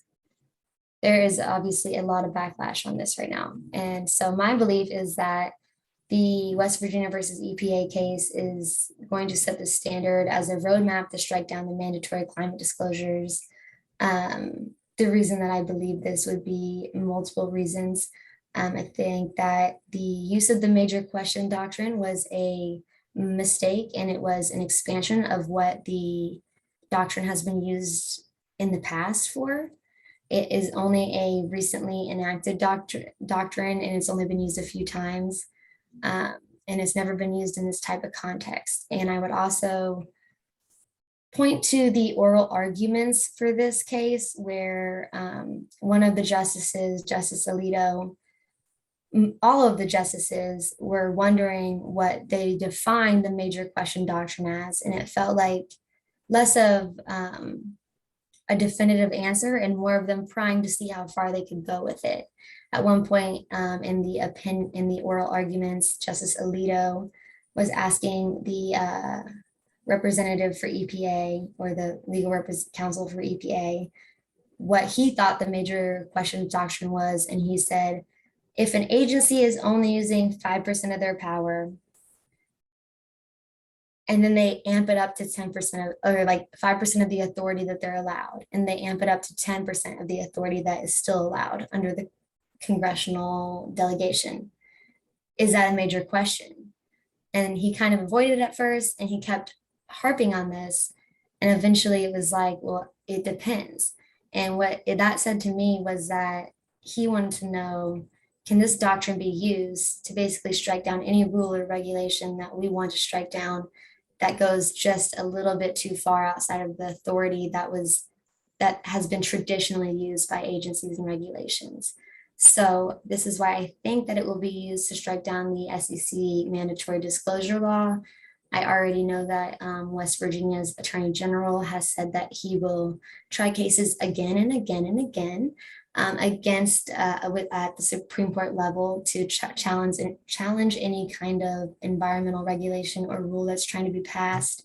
And as well as I think like 19 Republican senators and Joe Manchin, who is a Democrat from West Virginia as well, who said that they will challenge it under the congressional challenge rule. And I think that the similarities in both of the cases, with them being both legal or rules that never were implemented, and them allowing them into the court and then making a decision on those cases based on a doctrine that really shouldn't apply in this area, is really indicative of where this is going to go. And as much as people want to hope that it was going to come to some kind of like modification on the bill, I think that the entire thing is going to be shut down by the Supreme Court. So what is the answer, I guess, to all this? And I would say that, I mean, when it comes to climate change, we have to have like an equitable, inclusive, and participatory approach that integrates climate impact projections into near-term and long-term decision-making future risks. We also have to get a cooperation between government bodies. We cannot continue with having 6 judges and 2 people from West Virginia taking hostage over what the American people think is best. As I showed you that graph before, 64% of Americans believe that climate change is a concern, and we are not doing anything about it because of 8 people. So there's a problem there, and I think that there's a problem with us not doing our part in terms of the global climate crisis, when we are definitely the ones that are historically responsible for the most release of greenhouse gases. And we need to, I think another couple of just important points are political commitment and actual follow through. So of course, Biden has proposed a lot of legislation under his administration. He's taken a very aggressive approach towards climate change, at least in his initial days. But as he's been faced with all these challenges, he's kind of backed down from it a lot. And we have not really gotten anything passed except for the Infrastructure and Investment Jobs Act, which I think is beneficial in terms of research and development for climate change, but that is just a small portion of what needs to be done. And climate resilient development is facilitated by international cooperation as well. So if we do have a change in executive power and we pull out of the Paris Climate Agreement again, we are not going to have any kind of feelings of responsibility to mitigate and adapt to our own climate change needs to benefit the rest of the globe as well. And then pathways towards climate resilient development overcome jurisdictional and organizational barriers and should be founded on societal choices that accelerate and deepen key system transitions. And I think that is all I have. Very well. It was indeed very interesting, and it raises a lot of questions. Who wants to be the first?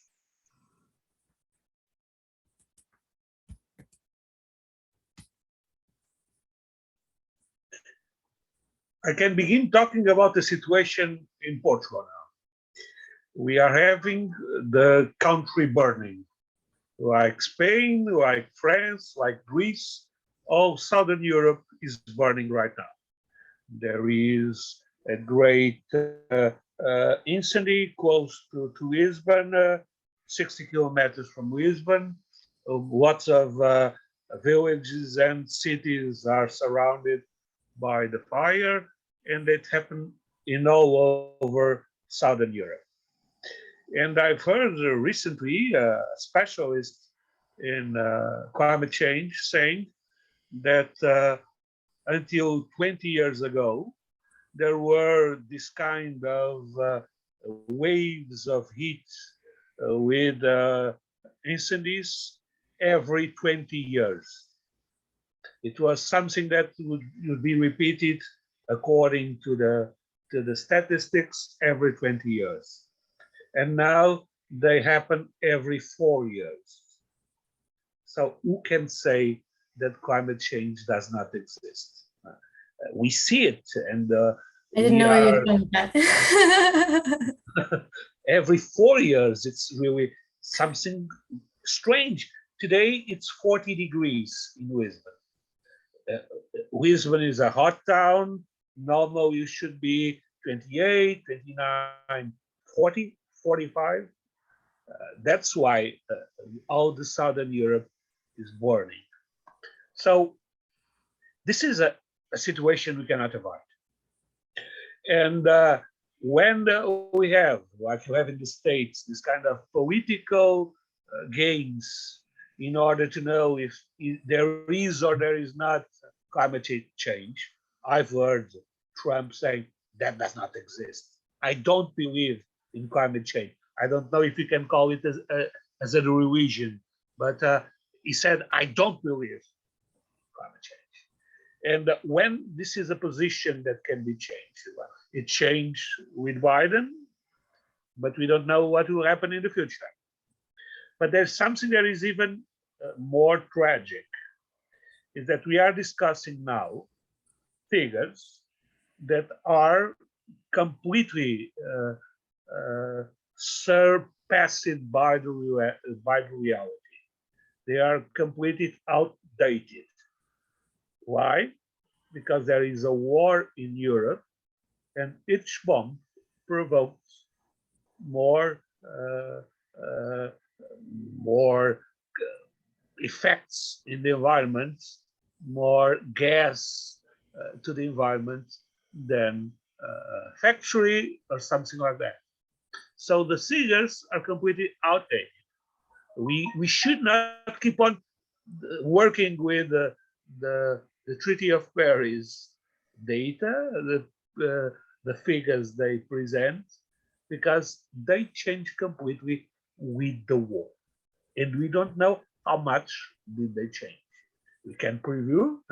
We can know there is a huge effect on the environment, but we don't know yet, and we won't know until the end of the war, because it's not something that will end in the next day. What is the impact that will have in the world situation? So the discussion that we are having now about these figures is no longer something effective. So we must do something and must keep on doing the goals that were previewed before, but they are not enough. And something must be done. Otherwise, well, we will burn all. We don't know if it is a fire, it's a bomb, what it can be. It's a political secession, but we will all be burning. And this is really frightening. But by the way, I like very much your presentation. It was really great. And the situation in the States, it's really a problem. And let me say, and it's a question. I have an American friend that is also a specialist on environment law that said, that told me once, that the great measure of Trump against climate change was to cut off the funds of EPA. And there were no more contratations of people, no more hiring of people, no more studies, nothing, because there was no money. And my question is, did it change already the situation with the Biden administration, or we are still something in the middle, having some more than in Trump's times, but not enough as EPA used to have before? So so EPA's powers have been, or funding has been reduced, for sure. However, I do think that one thing that I think is interesting, I mean, to your point on, I don't really know your reasonings for why the EPA would not be a good agency to have in terms of. It's a wonderful agency. Oh, okay. That's why Trump got the funds. It's a wonderful. Right. So it has been reinstated, but they are still functioning at a lower capacity than they have been in the past. And I will say that during that period where Trump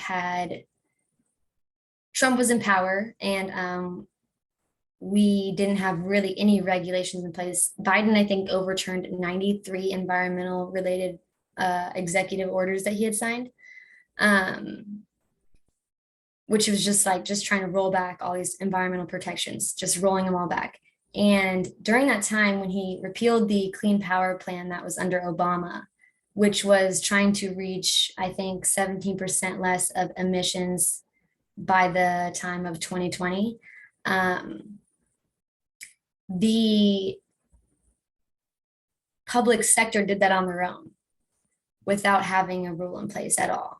So it comes down to being like, they did that on their own because I think a lot of companies now voluntarily divulge their climate disclosures to in their SEC filings and everything, especially related to the power companies. I think that that's been a standard practice now, which obviously contributes to most of our greenhouse gas emissions.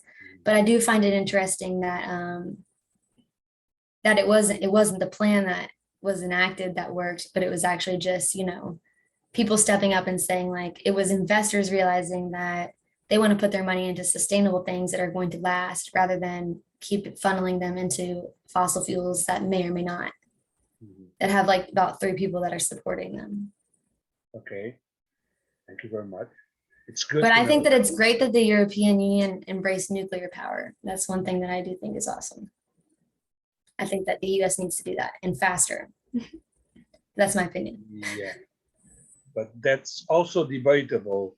And that's a way of throwing out all the things that the green parties and green movements have said until now. So it's a kind of game that has no answer, because that can be a solution, but on the other way, the risks are too high. So it's not an easy question to solve.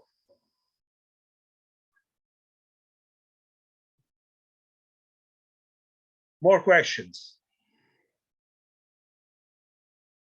If not, a great presentation, congratulations. And now let's hear Carla Pereira. It was great, Natalie. Thank you. Hello to everyone. I would like first to excuse the fact that I don't have a presentation prepared for today. I'm in the middle of exams still, so I didn't have the time. So I'm sorry for that. But I'm here today to talk about the Freedom of Information Act in the United States and the principle of free access to documents in Portugal. Respecting to Portugal, the principle of open administration or open file that is stated on the Article 17 of Administrative Procedure Code is one of the pillars of the Republic on which a vast set of rights, freedoms, and guarantees of citizens is based, whether understood in its most restricted scope, which is of access to documents, data, and administrative processes, or understood in its wider scope, which also includes the active and accessible dissemination of documents, data, and information by the public administration, as well as policies to promote public participation. The right of information provided in the Article 268 of the Portuguese Constitution is a corollary of the principles of publicity and transparency of administrative action and respect for the legitimate rights and interests of citizens in a double aspect of right to procedural information, which means citizens have a right to be informed by the administration whenever they so request about the process, about the progress of the processes in which they are directly interested, as well as the right to know the definite resolutions that have been taken on them, which is stated on the number 1 of the Article 268 of the Portuguese Constitution. The other aspect is the right to non-procedural or extra-procedural information access to administrative files and records, or the principle of open administration, which means the citizens also have the right of access to administrative files and records without prejudice to the provisions of the law in matters relating to internal or external security, criminal investigation, and personal privacy, which is stated on the number 2 of the article that I've mentioned above. On the number 1 of this article, there are guarantees that the right to information of citizens in general is embodied in the obligation of an open and transparent administration to make known to the addresses the definite resolutions and have been taken on them, as well as to inform citizens who request it about the progress of the processes in which they are directly interested. In addition to this Article 268 of the Constitution, we have also the number 1 of Article 217 of the Administrative Procedure Code, which tells us that the person responsible for directing the procedure can determine to interest parties the provision of information, the presentation of documents or things, the submission to inspections, and the collaboration in other means of evidence. As for the right to procedural information, these principles developed in Articles 22 and 225 of the Administrative Procedure Code, and access to information of a procedural nature includes the indication of the service where the procedural is located, the acts and steps taken, the deficiencies to be addressed by the interested parties, the decisions adopted, and any other requested elements. In addition, the duty of information depends on the ownership of direct interests that is stated on the number 1 of Article 22 of Administrative Procedure Code and covers the possibility of consulting processes and do not contain that do not contain classified and secret documents. This is stated also on the Article 83 of the Administrative Procedure Code. These rights also extend to anyone who proves that they have a legitimate interest in knowing the request elements, as states the number 1 of Article 85 of the Administrative Procedure Code. Some of these documents are normative, which means that is an administrative document that contains about an identified or identifiable natural person. This is stated on the article number 3 of Law of Access to Administrative Documents, which I will be talking more as LADA to be easier to pronounce. So this document is an appreciation or a value judgment of information covered by the reverse of intimacy of private life. A third party only has the right to access a normative document if they have the written authorization of the person to whom the data is related to, or if they demonstrate a direct, personal, or legitimate interest in that is sufficiently relevant under the principle of proportionality.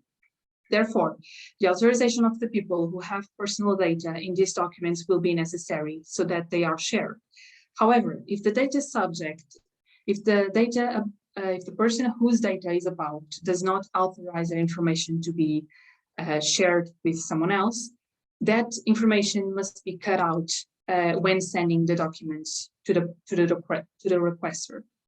In terms of the United States, the Freedom of Information Act is a federal statute that allows any person to request any agency record for any reason, except to the extent records that are claimed as exempt from disclosure under one or more of the 9 exemptions of the Freedom of Information Act.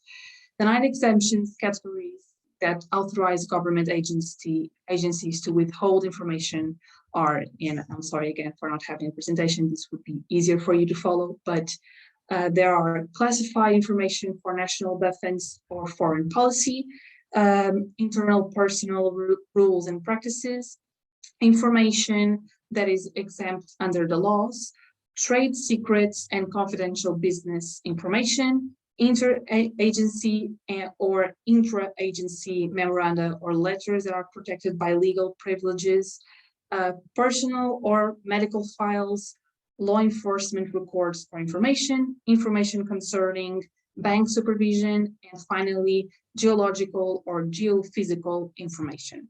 In addition to the exemptions, there are also exclusions. The Congress provided special protection to the Freedom of Information Act for 3 narrow categories of law enforcement and national security records. The provisions protecting those records are known as the exclusions. The first exclusion protects the existence of ongoing criminal law enforcement investigation when the subject of the investigation is unaware that it's pending. The second exclusion is limited to the criminal law enforcement agencies and protects the existence of informant records when the informant status has not been officially confirmed. And the third exclusion is limited to the FBI, who will analyze if the records have any mention to international terrorism when the existence of such records is classified. Records falling within exclusion are not subject to the requirements of the Freedom of Information Act. So if any document fails to be in these exclusions, will not be shared with the requester. The Freedom of Information Act allows any person to submit a request, in contrast to states' freedom of information laws, which is, as the name states, freedom of information laws, but it's only on the states and not as a federal law. The Freedom of Information Act applies only to the executive agencies and does not reach the Congress, the courts, the private entities, the president's inner circle. Following receipt of a written request, agencies must turn over reasonable described records promptly within 20 working days, except in a case of unusual circumstances. In those cases, they will have more time to answer the request. Unless the records or portions thereof fall under one of the 9 mentioned exemptions, then the request fails and it's not given. The requester has no obligation to explain why they seek the records. However, when making a request, the Department of Freedom of Information Act asks the person to give as much detail about the document that they want as possible. And I will be basically explaining why should people do that when requesting a document from the government. A request is made in a written format in which the individual describes the information they want and specifying which format they want or they need the information to be in. It is asked that the requester gives as much detail, as I said, as possible about the information and the documents they need.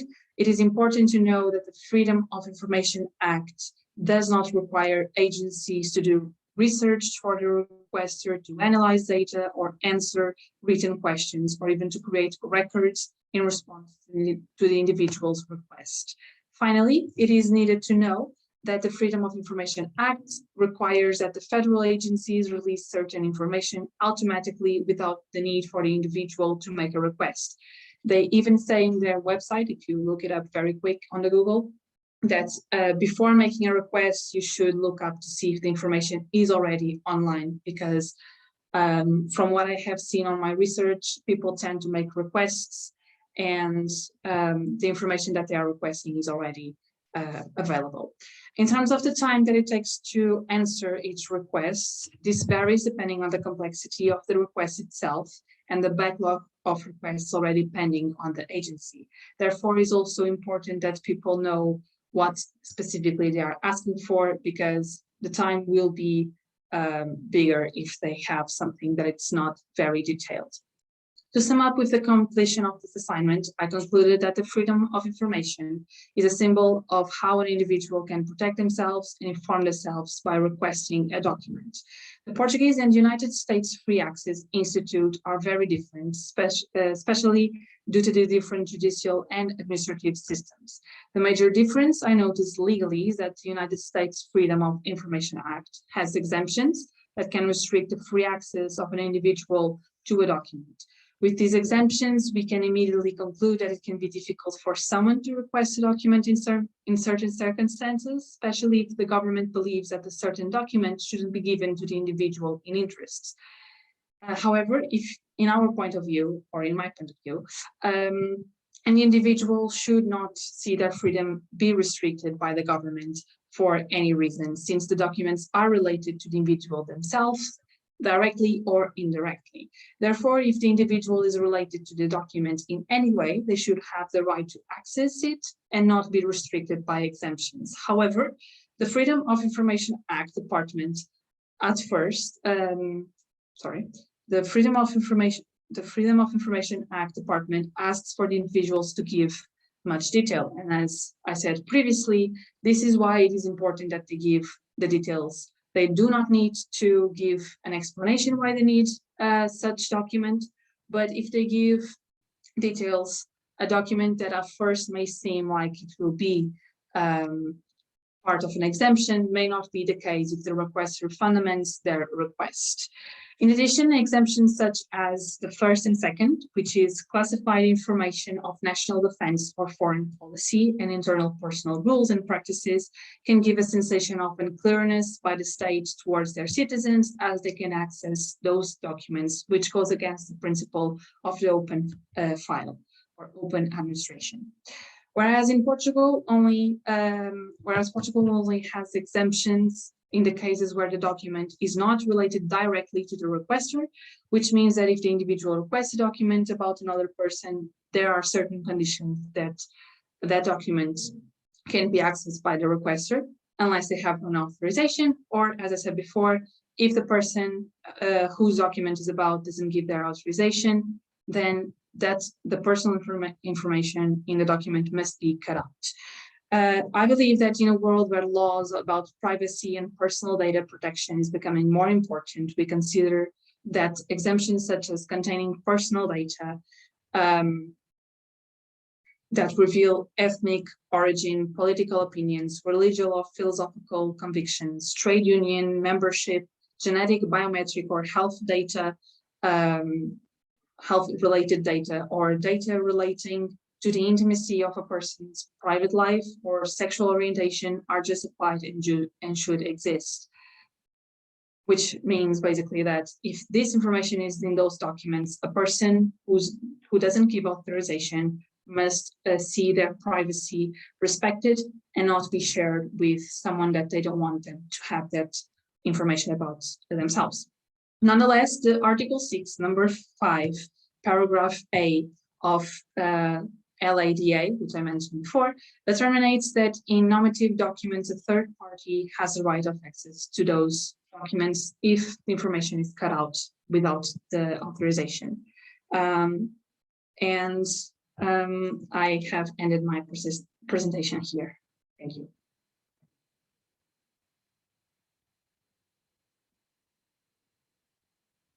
Thank you very much, Carla, for your presentation. Questions? It looks like an issue to Demetrius. It has your face. Well, thank you very much, dear Carla. And actually, your presentation was very well to follow. So, parabéns. Thank you. Very well done. I'd like to maybe combine your presentation with the one of Manuel before, since you had mentioned the matter of digitally aware and digitally excluded people, which is of course a matter that we will encounter in this topic of access. Well, considering myself some sort of elderly, depends on the day, and my digital awareness, well, normally is an average one, I'd rather say.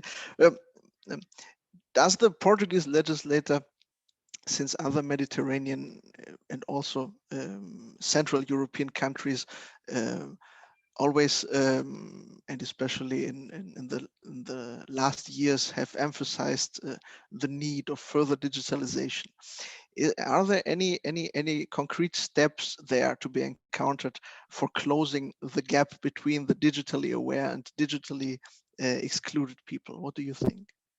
That I am aware of, I think that right now there is no practical step that exists for people to follow to try to minimize that gap.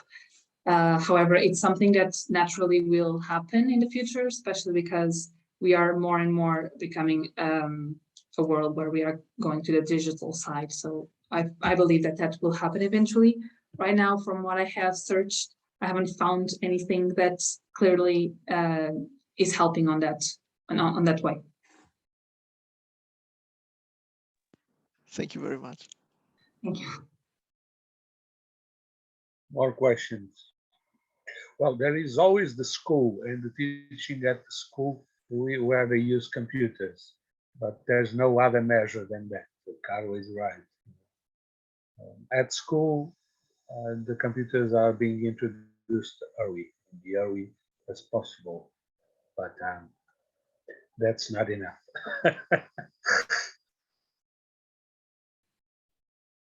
More questions? If not, we are coming to the end of this session. I think it was a very grateful session. I learned a lot from all your presentations. They were indeed great. You have to be congratulated by the results in this situation, with the heat, with the exams, with everything that is happening in our lives. And I think this is a very good experience that we should repeat it next year, as we already talked about it. Rigo, you want to say something? Well, we are in Swiss, so I have another last student remain. Oh, you have a last student. I'm sorry. I'm sorry. Please go ahead. Okay, so I'm sorry, but excuse me. I'm a gaffer. Oh, it's summertime. It's still evening, etc. So, okay, so hello everybody, and thank you for the opportunity that I can speak about my topic. I will speak about the Supreme Court decision from the early 20th century, Wynne versus United States. This case was a landmark case regarding the African Americans' fight for their right to vote. So I think it's a really interesting one, and it was as much as important.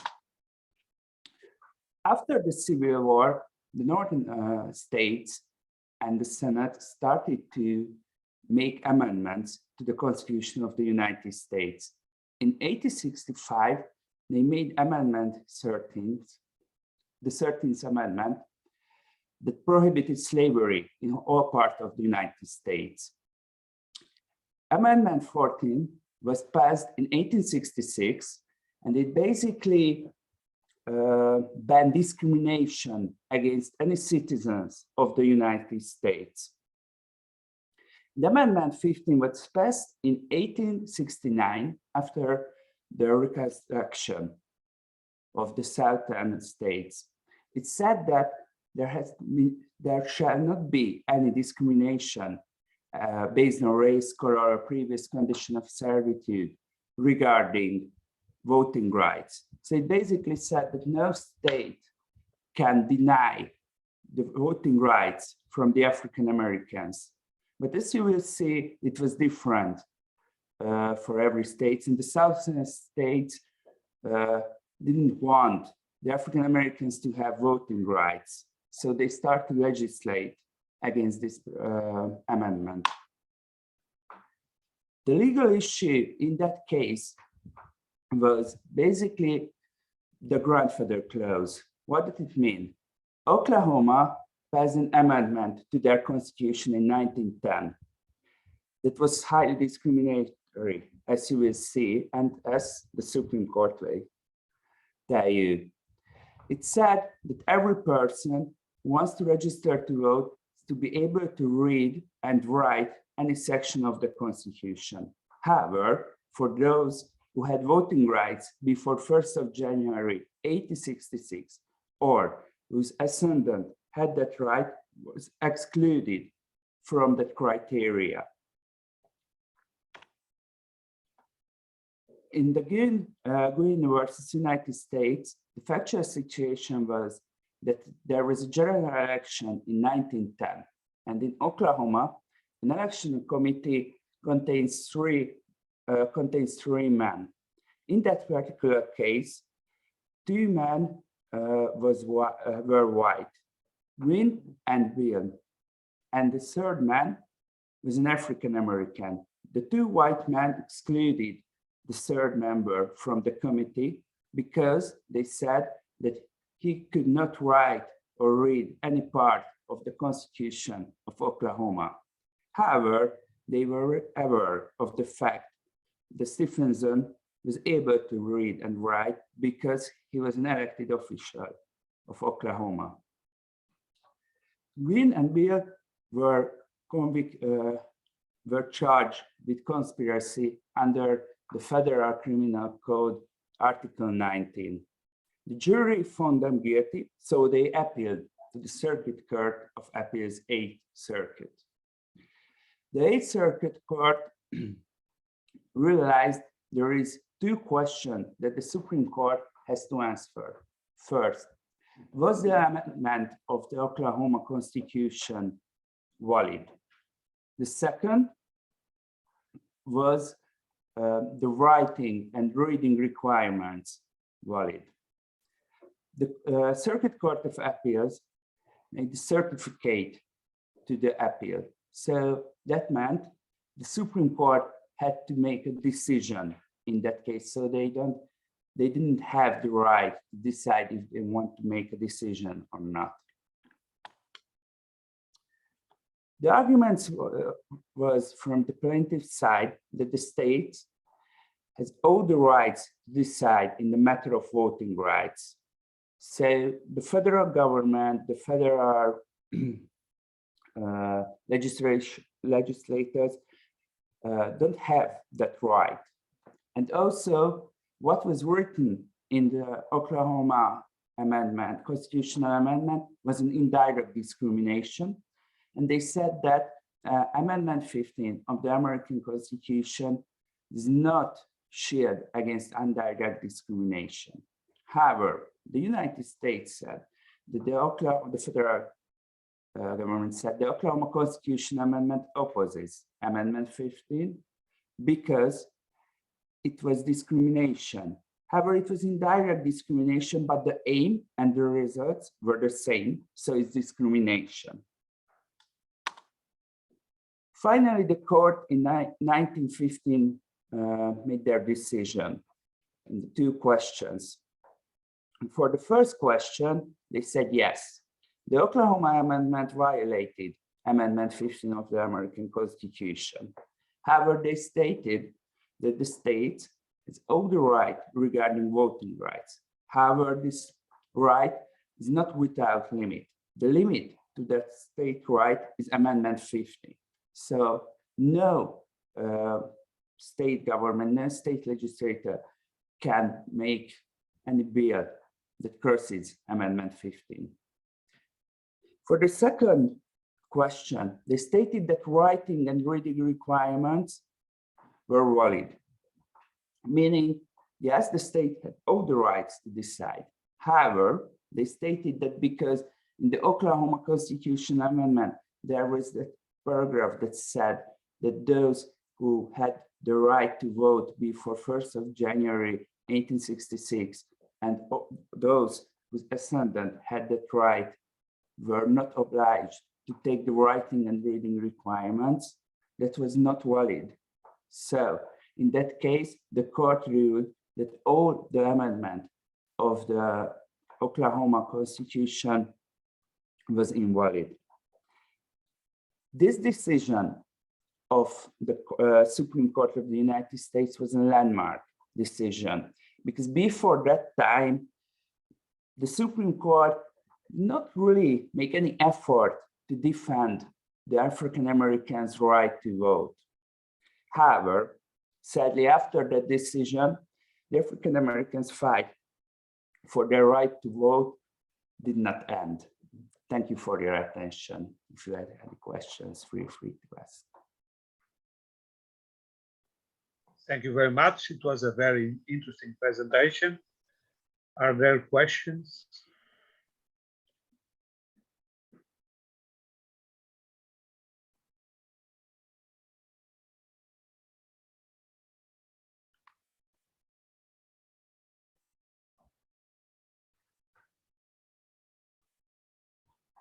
If not, and everybody's already a little bit tired, maybe it's time.